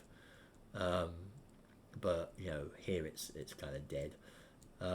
So I'm just coming down onto the landings here, so we can eventually see something on the screen there. But yeah, it probably should have a thicker atmosphere, but it's got a bit of an atmosphere here anyway. But you get this lovely little haze effect. There's just a wisp of an atmosphere. So this is looking directly at the star, which is there.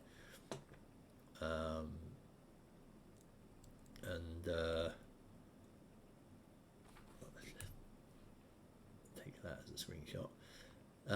And if we look away, that's what it looks like in the opposite direction. So you see, like, there's also this was it backscattering, like opposition effect type thing going on here as well. But you can see there's that faint glow in the on the horizon there as well. So let's let's get away from you. And you get that nice ring system as well. And because you're probably tilted, aren't you? So let's just speed up time a bit. Maybe quite a bit. Is it tilted? It doesn't look to be that tilted. No, it isn't, is it? You can see it, there you go, like the ring shadows moving.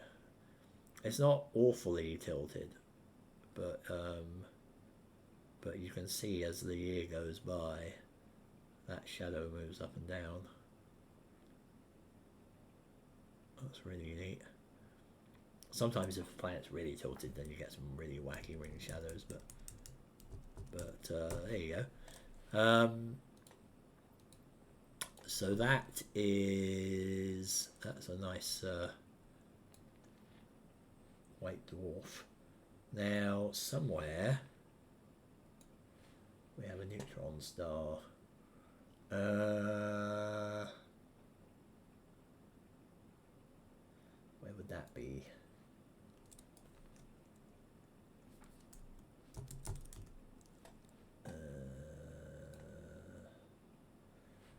156,390.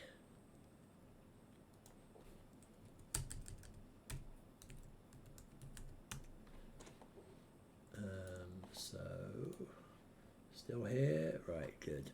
Yeah,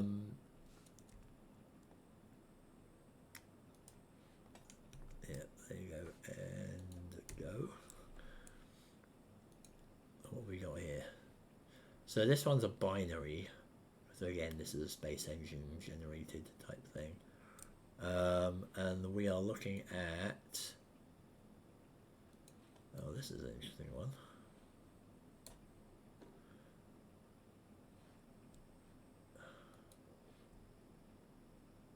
What are we looking at here?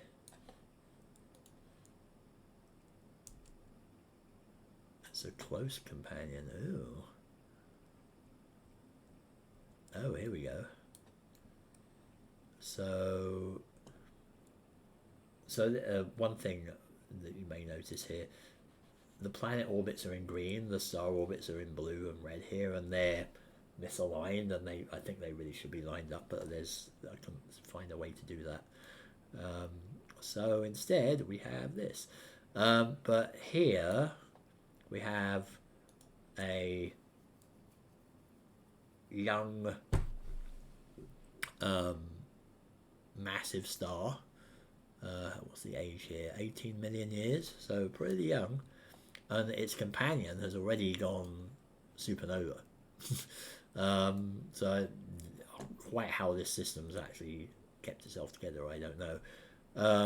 These planets are extremely unlikely. They might have formed after the supernova explosion, but yeah, they're not terribly likely to still exist, because unlike a red giant puffing out and turning into a white dwarf, supernova explosion will just eradicate existing planets. Of course, they did, like the first planets they actually found outside the solar system actually happened to orbit a pulsar, which is a neutron star. But they figure that those actually formed after the explosion from all the gas and dust that remained after the supernova. So they're like the second generation zombie kind of undead planets, almost, formed from the corpses of the system. So the planets here are a bit unlikely, but the interesting thing here is that we've got this. It's in a pretty close orbit to this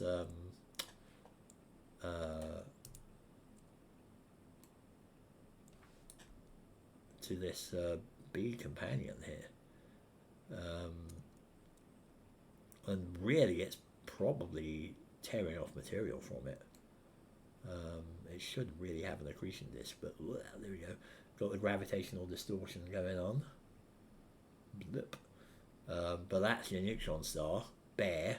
in this case, but like I said, it should have an accretion disk like the thingy the white dwarf had. I love how it distorts this.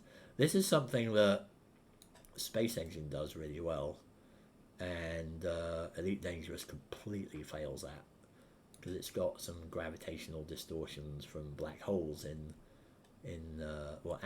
well, to be fair, it's got them for neutron stars and white dwarfs, but they're really not very good. Like here, this distorts everything in behind it and around it in the skybox and everything. Whereas in Elite Dangerous, it just distorts the skybox only. So you wouldn't see this in Elite Dangerous. This effect of it warping around, the star warping around it. You would not see that. You'd see this stuff in the background warping in Elite Dangerous, but not this. Which is unfortunate. I like also how it doesn't warp the orbit lines. Like they follow that. But yeah, so this is a neutron star, and yeah, it's so close to the B companion that it really, I would not be surprised if that should be actually tearing material off it and making a big accretion disk around itself. But unfortunately, it didn't make one because it's that's part of the randomization here. I've got to define that, and I didn't get a chance to go through and manually correct them all to have accretion disks where appropriate. So I have to do that one later on. But that is a neutron star. And what's this ridiculous planet nearby? He's probably not having a great time of it. So again, this is a Space Engine made world. But yeah, he's not going to have a great time being a molten ball of lava.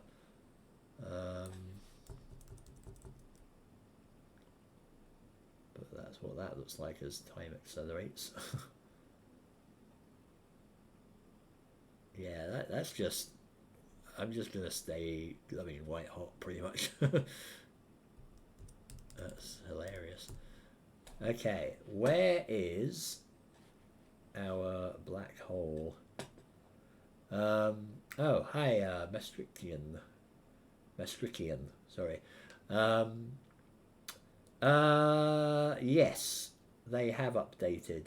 I think this time last year, I don't think it was on Steam. It might have just come out on Steam, but now it's on Steam. It is pretty much a final product. I mean, they're still working on it. Theoretically it's early access, but it's close enough that it's a viable product. I mean, I've been streaming this for 2 and a bit hours now, and it's not crashed or anything. So, but you're catching me near the end of the stream here. I'm just going to find ourselves a black hole if I can. No, it's not in there. But yeah, this is actually this is my own system here. So this isn't the normal Space Engine. This is a sort of custom cluster that I made myself. Where is my thing here? I need a different file to search. Trying to find a black hole. I think I need to look at you. There we are. This is 169465. 465. There we go. Let's head off to the black hole. So this is sadly on its own, but there we go. There's our black hole.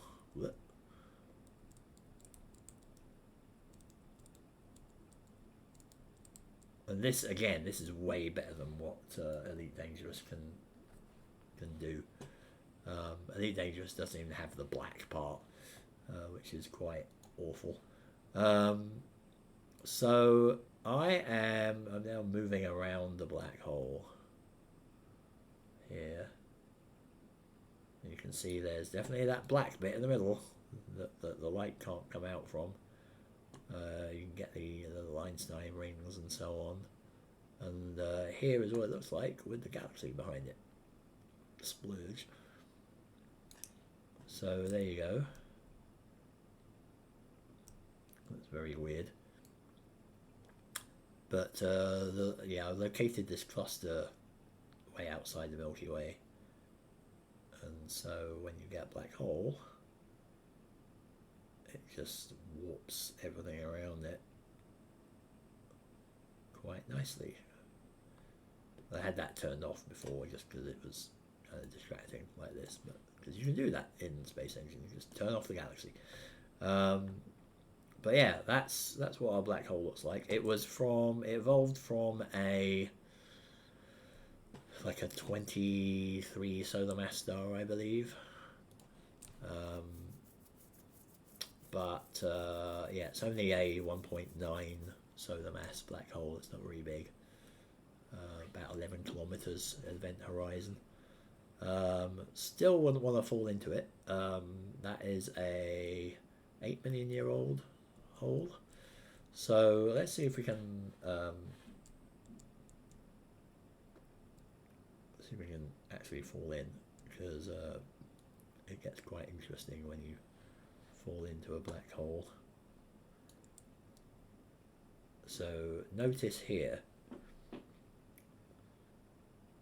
so this is the Milky Way. As I move backwards, it's getting bluer and bluer and bluer, because I'm falling into the hole. And now weird things are happening. Ugh. I think the hole is over here. Now I'm falling more towards the hole. Ah. And as I go out, I'm now very close to the hole, if not just inside it. And the entire universe is right in front of me. And then it disappears into a dot, basically. Which is very weird. Whether that actually is what happens, I don't know, but there's definitely bizarre gravitational distortion effects happening. But at this point, I'd probably be spaghetti and very dead. But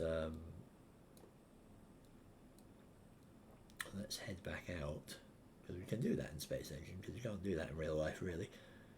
And then we'll head back out.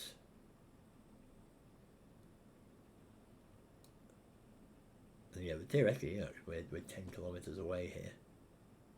I don't think we even got to the surface. But moving out.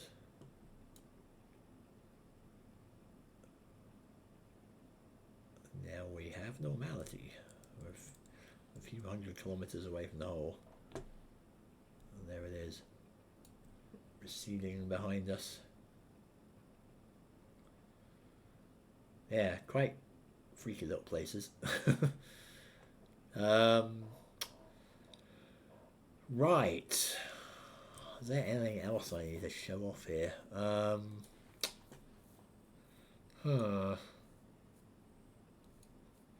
Showing off all the atmosphere types. Black holes, neutron stars, white dwarfs, giants.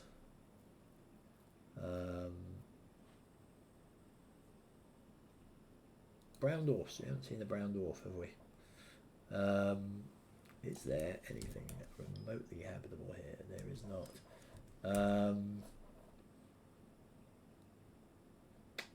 Yeah, brown dwarfs are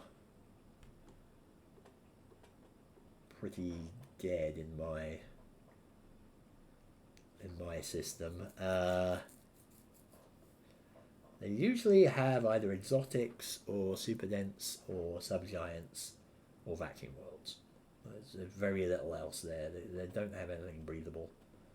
Um, they often don't even have planets around them or satellites or whatever you want to call them. It's a fairly varied system. Let's go to 42406.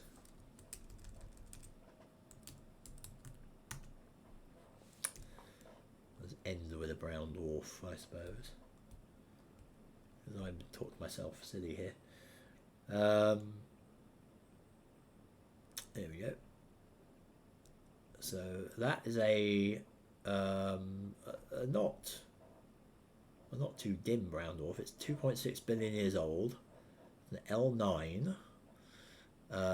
So they go like brown dwarfs are basically on the border between gas giants and stars. They're essentially they're gas giants that are big enough to have started to fuse deuterium in their cores, which is like heavy hydrogen,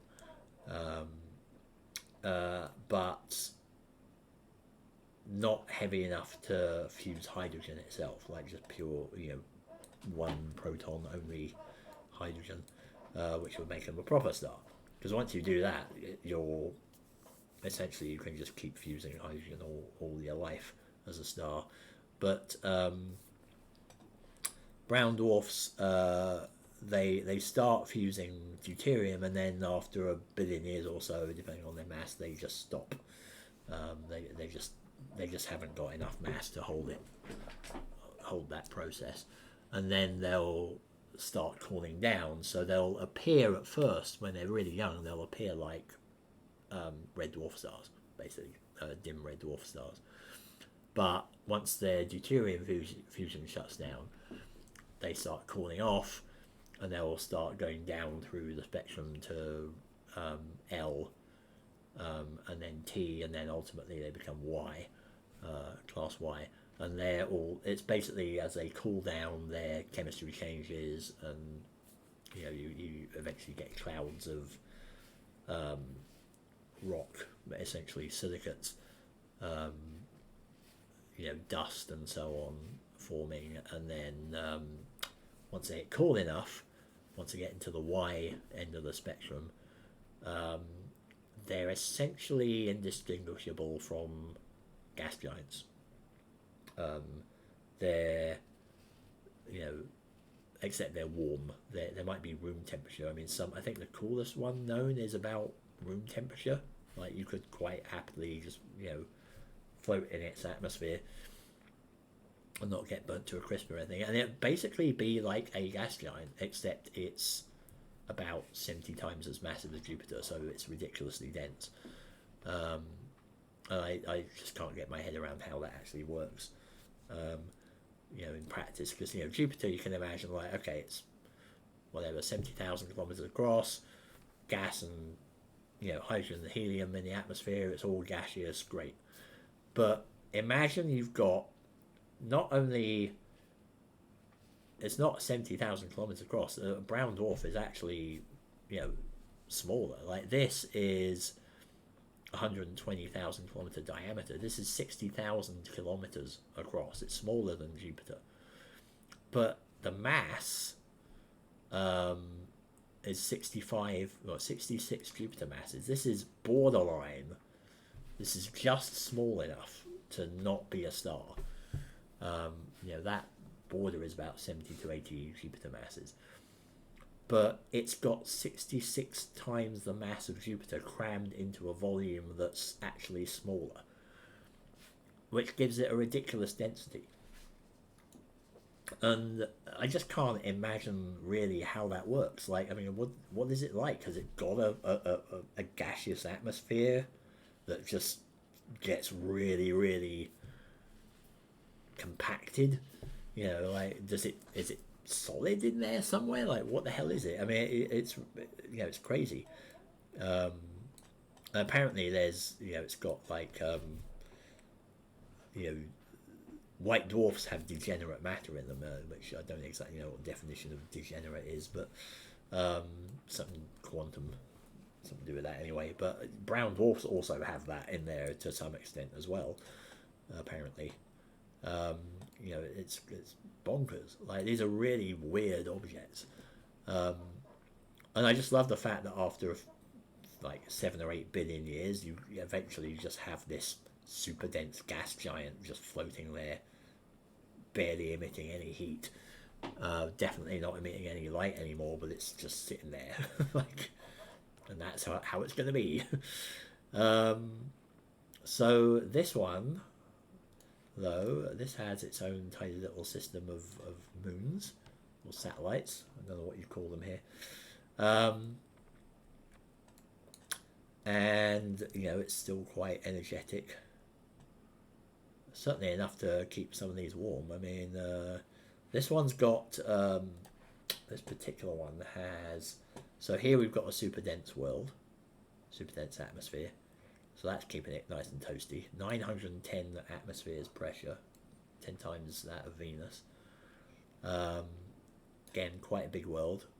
So our Earth, by comparison, would be 12,756 kilometers. So this is 17,000. That's the diameter. Next one out, we've got a watery world apparently, but this is an exotic atmosphere. How did this one become an aquaria? That's an interesting. Oh, probably because it's an ice. It's supposed to be an ice world, but I guess the. I mean, aquaria is what Space Engine calls ice worlds and water worlds, but it's actually warm enough that, you know, the icy surface has melted and it's watery, or it should be watery. I'm not going to go check though. And then the next one out here is a ringed where are we? Is a ringed subgiant. So 404 atmosphere pressure, hydrogen and helium again. So this is a mini, you know, a failed gas giant essentially. And that's orbiting, how far away is that?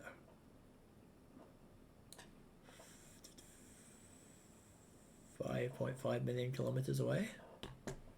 Not bad.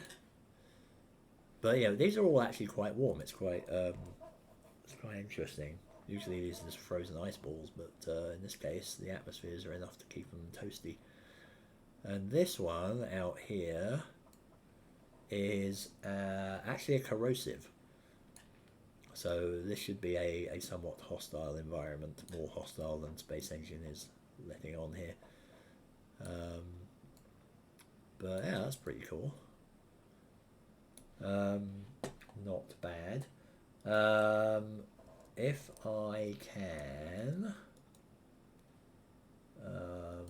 what's the coolest one I can find? It's a T9, right? Any T9s with the planets? So these are going to be the hardest ones to find planets for.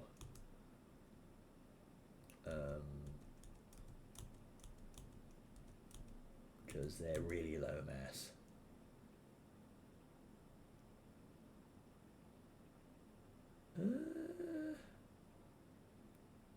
Well, let's have a look at this one. 33176. So this is the lowest, like the smallest kind of thing that my system can generate. This is a T9, so you can barely see it here. I don't even know if you can see it. If I move it around a bit, can you see that dim glow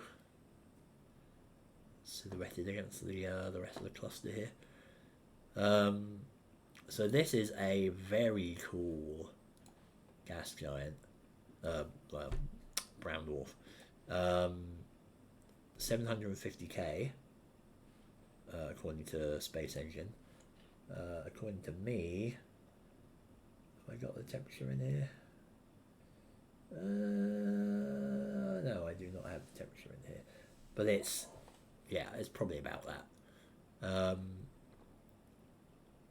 And as you go further out, because of how the camera adjusts, it kind of automatically adjusts the exposure. I think if I went here, yeah, see, if you go out, if you don't have the HDR mode on, it doesn't change the brightness. But this is only a 16 Jupiter mass object. So this is about as light as a brown dwarf can get. For some reason, I didn't generate the cooler brown dwarfs here, so there's no Y brown dwarfs, unfortunately, in my system,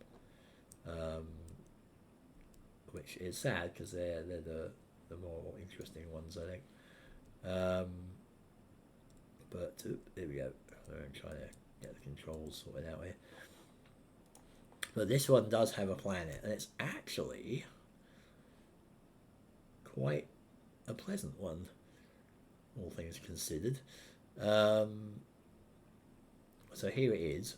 It's barely visible here. You can just see it as a silhouette. If I crank up the exposure,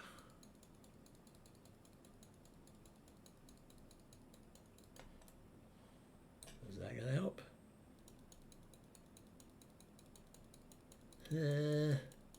No, it's not going to help. Well, that's great. Oh, there's a vague non-blackness here. But yeah, so the actual light level here is terrible. But there is a planet here, and if I turn on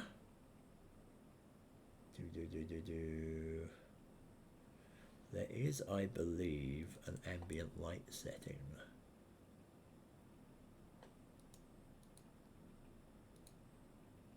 Somewhere that I can adjust. Can't remember where. Ambient lighting, here we go. So let's just set some ambient lighting. So this is just, I'm magically lighting this place up a bit. But it's a subgiant. This is a subgiant planet. 523 atmospheres pressure. Hydrogen, helium, carbon dioxide again as usual. Tide locked, obviously. Interestingly, not in the equatorial plane. I will have words with the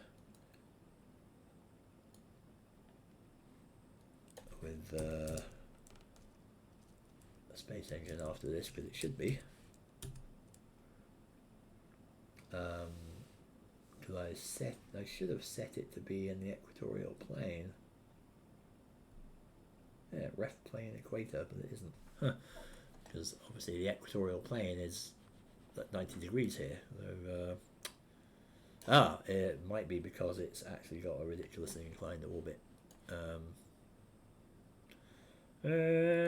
Orbit. Yeah, 86 degrees. So yeah, it should be in the equator, but it's decided that this planet in particular is pretty much on a polar orbit for some reason. Cool. Okay. But yeah, this is actually got enough of a greenhouse effect to push it up into really quite comfortable temperatures. So that's an option. Not your normal habitable world being completely dark and utterly cloud covered. But that's a thing. We will return you to the darkness. from whence you came. So that was interesting. And then I guess we should wrap up. What should we end with? Should we go somewhere reasonably habitable? I keep pressing the wrong buttons here. Let's have a look at what's nearby. And let's see if we can find anything interesting. Like a planet with lots of life. Or a system with lots of life in it. There's a 14 planet system there. Oh wow, that's got 3 planets with life on? The heck is up with that?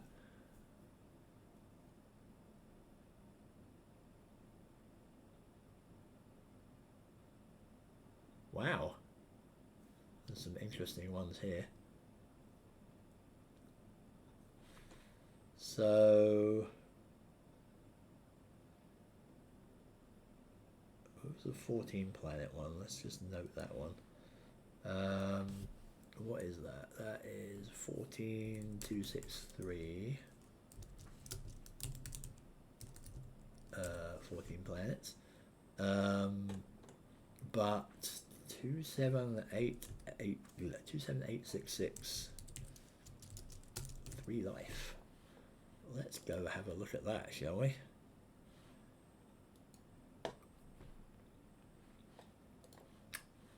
What have we got here? An unassuming red dwarf star. Okay. But 3 planets with life.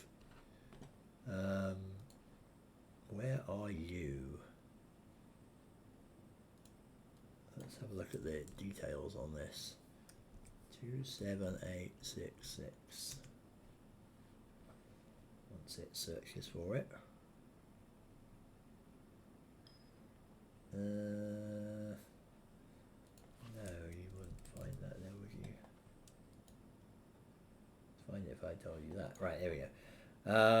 So this is 4 planets, 4 rocky planets, 4 gas giants.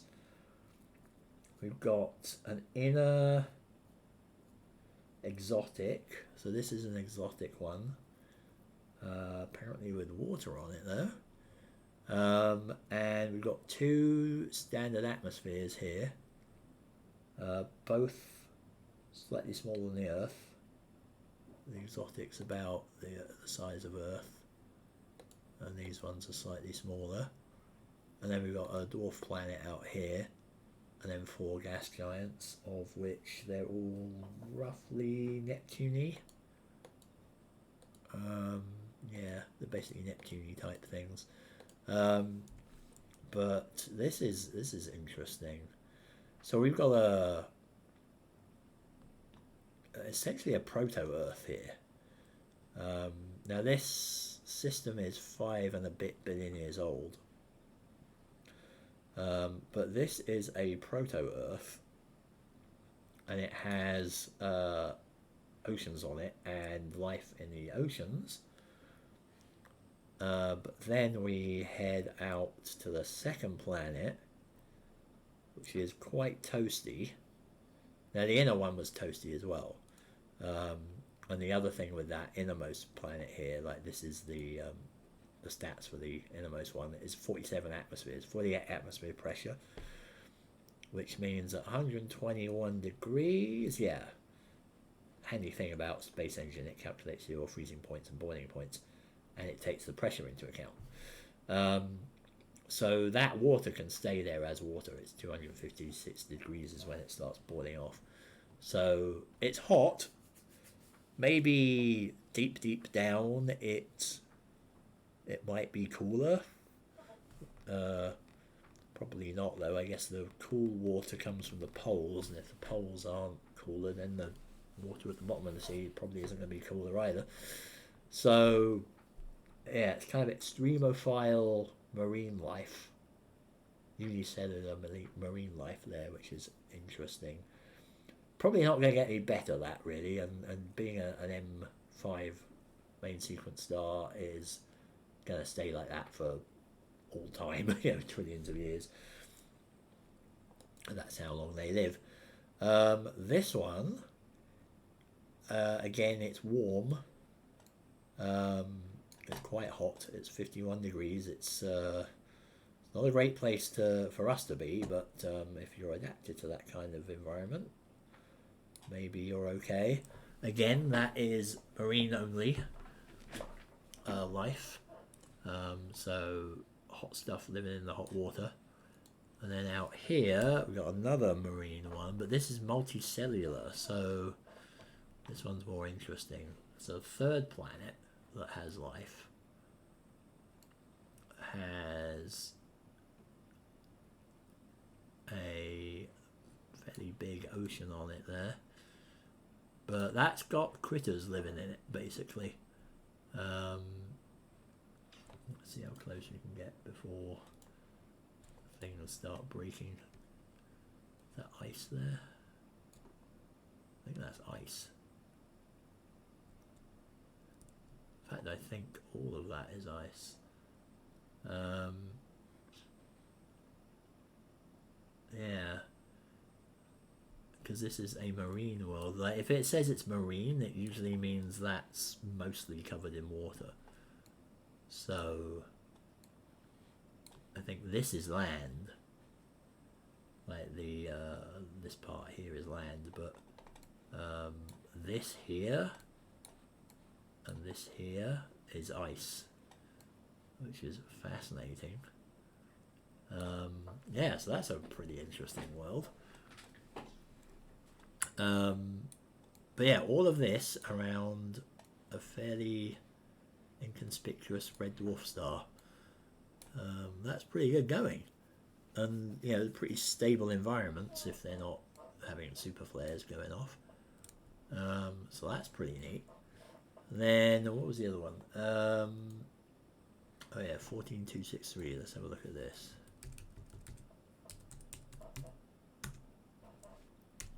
This is an orange dwarf, so we haven't seen many of these on our travels here. The one at the edge of the box here.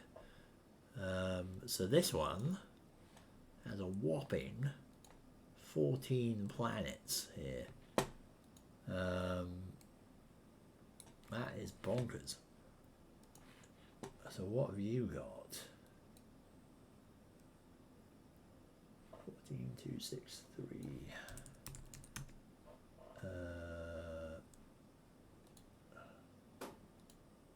There we go. So here's the list. 2, 3, 4, 5, 6, 7 terrestrial worlds. 1 asteroid belt separating them from the gas giants, and no less than 6 gas giants. So anything, the gas giants aren't terribly interesting. So this one and this one are the biggest ones. They're basically Saturn type gas giants. They're actually more Jupiter sized, but they're 0.4 and 0.3 Jupiter masses, or something like that. Yeah, all these are like Neptune type things in between, slightly bigger. But here we've got an exotic, a corrosive, exotic, corrosive. No, hang on. Have we got that? That's not right. We've got, how many planets? We've got 1, 2, 3, 4, 5, 6, 7, right? Okay. 1, 2, 3, 4, 5, 6, 7. Yeah, there we go. Yeah, so exotic, corrosive, exotic, corrosive, subgiant, no, super dense, and here's your habitable planet here as well. So it's got a habitable planet too, with rings no less. But close up, we have this hot boy. This is a somewhat toasty, definitely lava surface kind of thing. Then we've got another one over here. Starting to chug a bit more here. So this is a corrosive, cloud covered corrosive there. That's definitely having a bad time now. Choke. When going back to an exotic.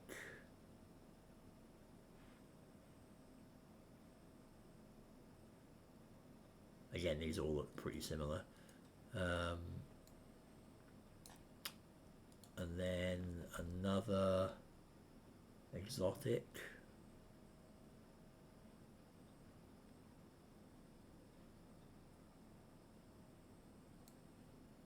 No, it doesn't. I thought it had water on it for some reason, but no. Would hope not. Then back to a corrosive, I think.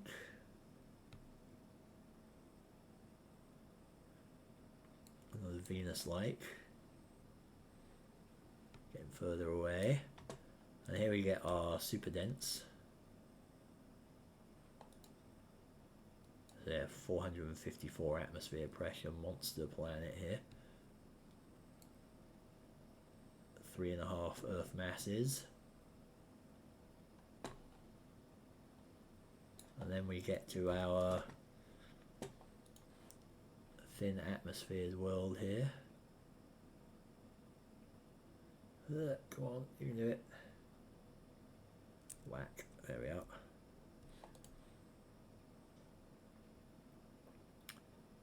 With a fuzzy ring system, interestingly. What's your tilt on that one? 53-degree tilt. That's pretty impressive. And you can just about see the rings there against the Milky Way. So they're tenuous, but tenuous enough to not cast any kind of shadow. But this actually has life on the surface and in the water too. So despite it being rather cold, it's not doing too badly for itself there. It's an old system, 8 billion years old. Nice.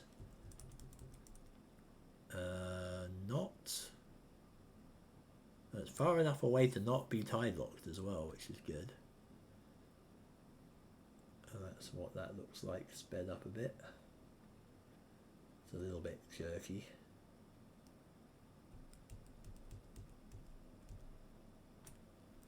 But let's see if we can make it onto the surface and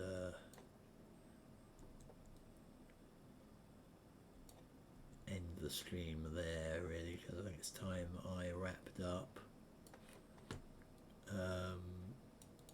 Get rid of that.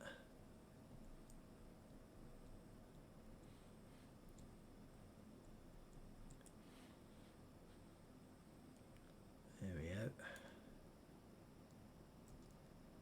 Plop.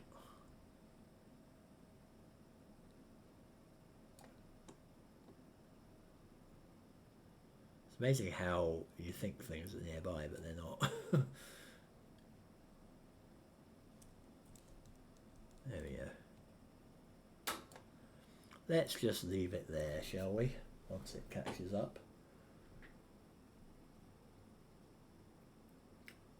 Yeah, so hopefully my voice isn't getting all cut off as well. Yeah, it's usually just the video. But there we go. I think I'm going to end it there. It's been 3 hours of me yammering away here. So hopefully that was interesting. It's pretty cool that I actually did find three hours worth of stuff to talk about there. But you know, it's only a fraction of what's in this system, and of course I have, well, I've got the original stuff, the original source data for this. In fact, I think I'm just going to go up here just in case it is going to slow everything down. But I've got the source data for this. But if you actually download the add-on and install it yourself, which you can do basically from this link, which I'll just put in the chat. I'll put in the description in the video as well. But you can download it, just stick it in your add-ons folder in Space Engine, and away you go. I might conceivably, I'll see if I can put it up on the Steam Workshop thing. I don't know how that works, but that could be an interesting thing to do. But it's about 45 megabytes. But then again, a lot of the textures that people make for this game are about that size, so it shouldn't be too bad. But yeah, you will be able to fly around and find the planets that I have found here in that version of the add-on. I just uploaded it today, so it's changed from the original version. The original one only had solo planets, solar systems. It didn't have the binaries in them, which was a pain to figure out how to put together, but I managed to do it. I did attempt, like, this is a what is it? It's 500 light years cube, so it's 500 by 500 by 500 light year cube with 240,000 odd planets or systems in it. And I did actually spend a lot of today and yesterday trying to make a bigger version, and then I realized, of course, that it probably won't even load up. I made a version that had 1 million systems. Oh, hey, great, nice, UK Sega. Glad you got it, and glad you have used it and liked it. You can download my add-on from that link above, and put it in your add-ons folder. But yeah, you can learn so much from it. There's a lot of good astronomy stuff you can discover here.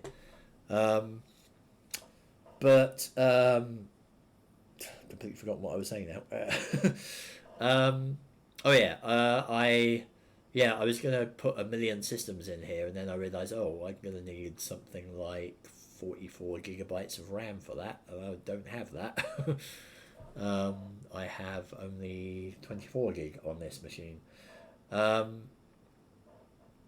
So yeah, I put it together and I tried putting it in, but it just maxed out my RAM totally, and it was not having a good time. So I tried 500,000 systems, and that loaded, but it wouldn't stream. It was too jerky. So I went back to the original 250,000 system plan. But I do like the video game Elite Dangerous. If you actually have a look at my past videos on here, and on my YouTube channel, there's a whole series of Elite Dangerous videos where I explore the universe. I haven't played it in a while. I've got a bit bored of it, to be honest. I've kind of seen so much of it that I know what its limitations are. But have a look back at the old back catalogue, because there's a lot of streams on Elite Dangerous. But in terms of viewing the universe, this Space Engine is way better than Elite Dangerous is. Because for one thing, I can go anywhere in the universe like instantly in this game. And in Elite Dangerous, I literally have to travel there at a snail's pace, and it takes like months across the galaxy, and I just can't do that anymore. um, so if you want, that link there is instructions on how to install um, this add-on into Space Engine, and I'll type the name of the game there as well. But yeah, it's Observation is the name of the game. It's like it's not a walking simulator. I don't know how you describe it. It's an interactive story kind of thing, I guess. I think there's a few little puzzly bits in it, but it is awesome. It's one of the best games I played from last year, I think. It's a really good little story game. It's only about 6 hours long, but I played that in. I wanted to start it in an evening, and I ended up playing the whole damn thing. It was like 5 or 6 hours. I got to bed at 3 in the morning, and I had to go to work the next day. But I just could not pull it down. It was so good. It's exactly the sort of sci-fi that I like. But yeah, that storm has a big part to play in it, as do hexagons in general. But yeah, yeah, I think that's basically it. So instructions are in that link for how to install this add-on, and yeah, you can just have a browse around and see. Like, if you actually have a look at the code or the script in the pack file in the add-on, you can see all the raw code, which is like this kind of. Oops, I'm trying to click on there. This kind of thing. So that's what it looks like when you actually put it into the into Space Engine.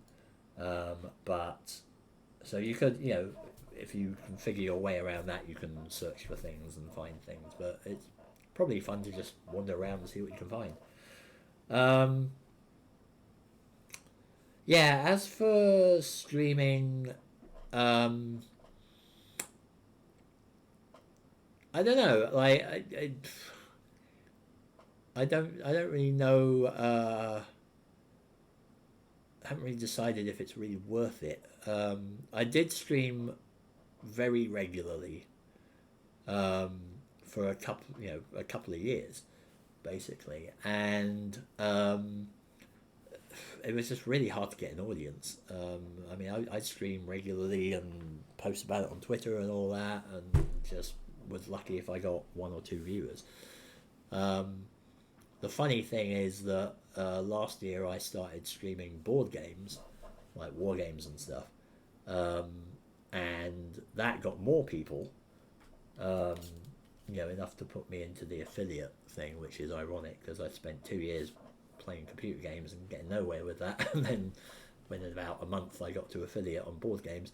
But board games are a lot harder to stream.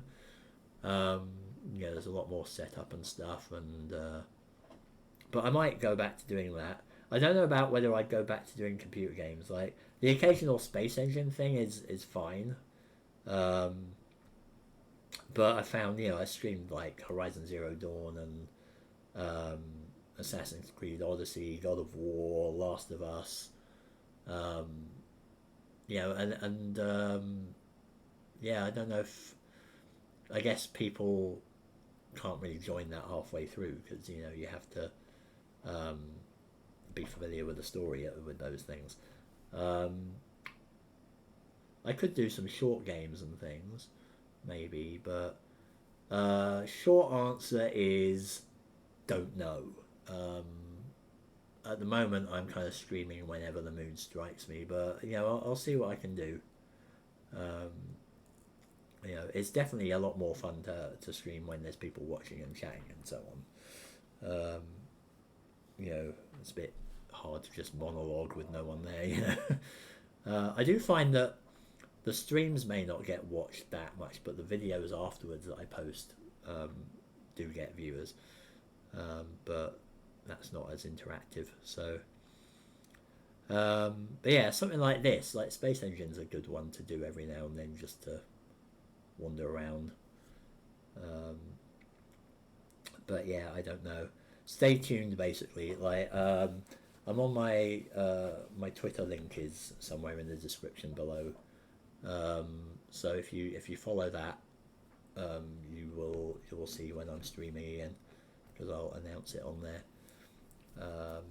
But yeah, just otherwise, just stay following the channel.